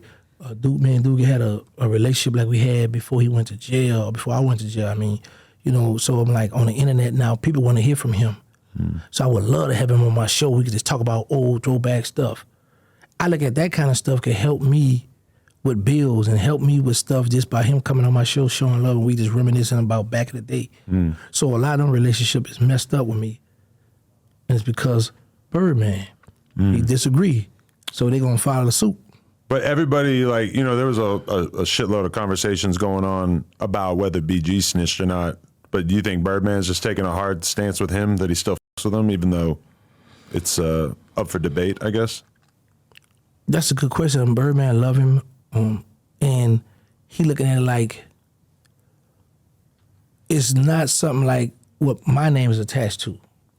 So it's like, oh, that's some bull crap. We ain't tripping on that. And it's going back to the masses. Like the masses saying, it's like some saying, no, he shouldn't have did that. Some say, no, well, that ain't right. And dude agreed for him to do that. They had agreed to all that. So that's cool. We accept that. So me personally, what I do with a lot of the rat allegations with people, with men or women, I don't get into it because I got my situation. So how I'm going to be trying to say, oh, you go research this man, and I got my backyard is dirty.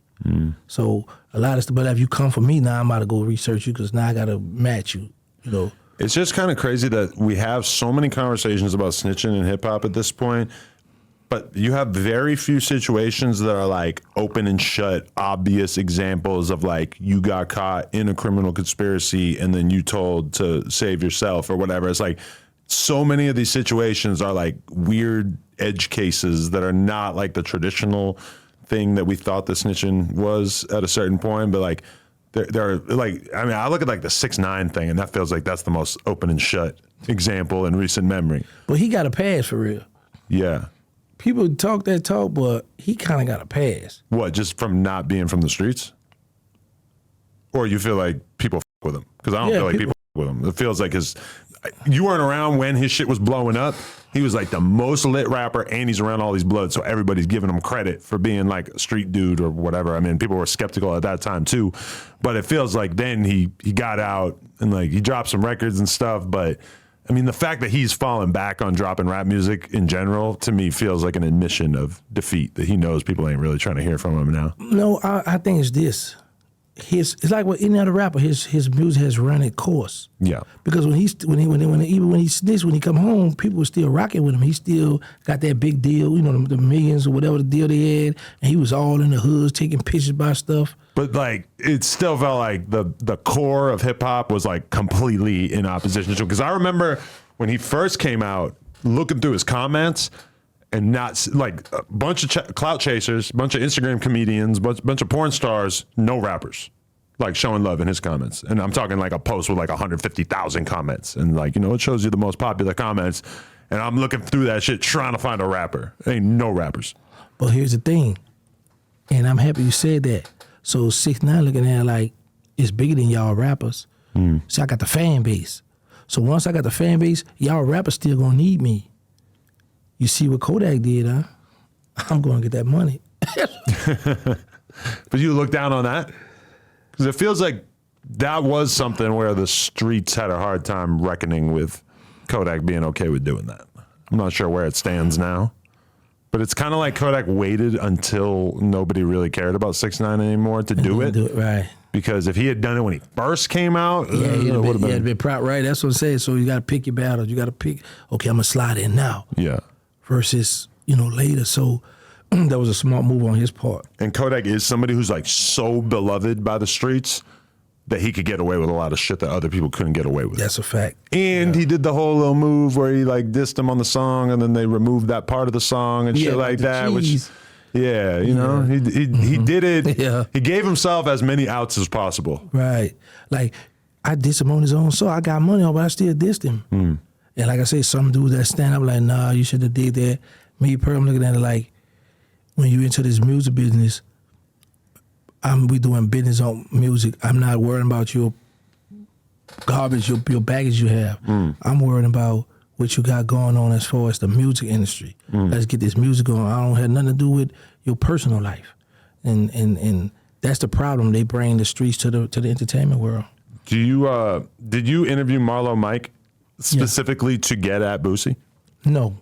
Or was that just an important story for you to tell? Because you and him have a bit in common. No, what it was, I didn't have no contact with Marlo Mike. I was asleep. I got up and got a text. It was my co-defendant, OG Blabber. He was like, hit me up. I just gave Marlo Mike and the little homie Tootie your phone number. I said, well, yeah. I said, all right. So I called. I said, what's going on? He said, nah, man. He said he wanted to meet you. He wanted to meet me. And I talked with him. I told him you had been asking about him, talking about him. So they going to call you. I was like, all right. So they going to put my number on the thing. He said, yeah, they're going to put it on. They're going to call. So when he called me, I was like, what's up, man? Let's do something. And we was talking. I was like, I said, look, I don't want to get into your case. I don't want to talk nothing about Boosie. I don't want to get none of your personal stuff. I want to talk to you as a person to see where your head at, so people can see that you have changed, or if you haven't changed. I want to get into that part. And then plus, I didn't want to mess with his street stuff because I was like, I know it's going to be somebody want to do a bigger interview with him, and I don't want to mess that up for him because he'll be like, well, you already gave Gangsta the story. So that's why but it wasn't nothing, because Boosie don't pay me no attention no more. Boosie, like, he know he didn't put me up there, put me out, so it's like, man, I ain't stuck in Gangsta, keep my name out of his mouth, I'm going to keep his name out of my mouth, So, it wasn't, because if it was, if you think about it, I would have been asking him certain questions about Boosie. Do he send you money? Is he there for you? How was he on the street? Was he scared? Was he like, did he give you all, I'd have got into more in-depth stuff that people really wanted to know and hear. But like I said, I didn't want to mess up for him a bigger interview. But he got life, right? Right. So if he does a bigger interview, it's still going to be over the phone? Yes. Unless something miraculous happens? Yeah, it's going to have to be over the phone. I mean, how do you look at that situation? Because it's like, if you believe the version of events that is basically like documented in a whole shitload of different YouTube video documentaries, Boosie ordered a load of murders, enlisting young ass dudes from his area to do them, and then somehow managed to basically avoid all repercussions from it. It's pretty miraculous if that's actually how it went down. And I know Boosie like goes hard saying that that's not, and these videos are inaccurate or whatever. I don't know. I mean, I find them pretty convincing when I see it, when you see some of the evidence, when you see the tattoos of Boosie, who you want me to kill next, or whatever the fuck people got tattooed on them. I mean, it's kind of hard for me to wrap my head around how this is all just not true. How do you look at that? That when you in them streets, he's connected to the gangsters. You just connect to a lot of stuff. So even if you sent one hit, they're going, because this is a lot of stuff they been putting me with. I was out of town, gone somewhere that they lie on, So it just what Boosie so happened. He been in Angola, been in death row, charged with the murder. So now, you know what? Let's just put a flock of bodies on him. And sometimes that stuff don't be true. So a lot of time, Adam, if I can't make content off it, I don't really be studying or following those guys. Because I really used to be in the street, so a lot of stuff don't excite me. Right. But I know if I can, like I said, if I can make content and my views, the people who follow me want to hear that, I might try to dab into it, but I don't pay attention to that stuff. Right.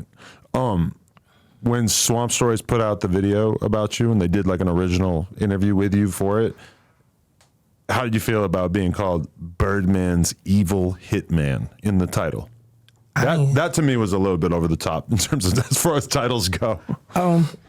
Evil is doing a lot of heavy lifting there. Yeah, but see, here's the thing. A lot of people know my character now. At one time, it was true, but I get it, the clickbait. I get, people want to hear and, that kind of stuff. So I was cool with that. I ain't have a problem with that. Right. It's just got to kind of feel weird for you sometimes to have people be so fascinated by that part of your life, or do you just completely understand it and it doesn't bother you? No, it don't bother me because I don't live it no more. And I guess people I'm not in the streets, but what I like is you was in the streets and now you are preaching to the youngsters. I got children or I got nephews and cousins that want to hear your message. So I just, all right, cool, what's up? Thank you for the support. Definitely. Shit, I feel like we did a shitload of topics that I was not planning on hitting, and then I got through the vast majority of my questions here. So I feel like that was pretty good. Man, I appreciate you for having me. Yeah. I got a chance to come out here to Cali. And This is your first time out here since you've been free? No, my second. Okay. Well, does San Francisco count? Because I went to this class in San Francisco. This is my third. Okay. Yeah, but just the fact that when I could reach out to my PO, and that's another thing, when my PO trust me, knowing I ain't on no bullcrap, I ain't doing nothing. Hey, can I go here? Here go my plane ticket. This is where I'm gonna be staying at. Go ahead. You know what I'm saying? So I'm not trying to say, hey, can I go here and lie and go shoot over here just to go do some bull, because I'm too old for that. How many more years of that do you have? I have a 5-year paper, but how federal go, if you on 1 year clean, you can file to get off. Okay. And I've been locked. I've been on paper for 2 years and 5 months. Okay. So I could file now, but I'm not in no rush because I ain't tripping. He let me move when I want to move, and I don't do nothing. So How often do you have to go in? I don't. Oh, you don't at all? Okay. No, that's what I'm saying. So They don't piss test you and shit? No, because they know when I first come in, they test me 3 times. But they know, man, they know that ain't my thing. My thing is trying to get me some money. So that's what they worry about. They trying to watch that. Right.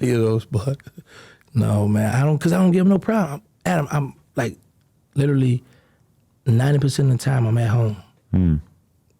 So I get my visits. You know what I'm saying? You got to check in with them and, put your report on what you've been doing, being around convicted felons. You got to report all that. But for the most part, I ain't doing nothing.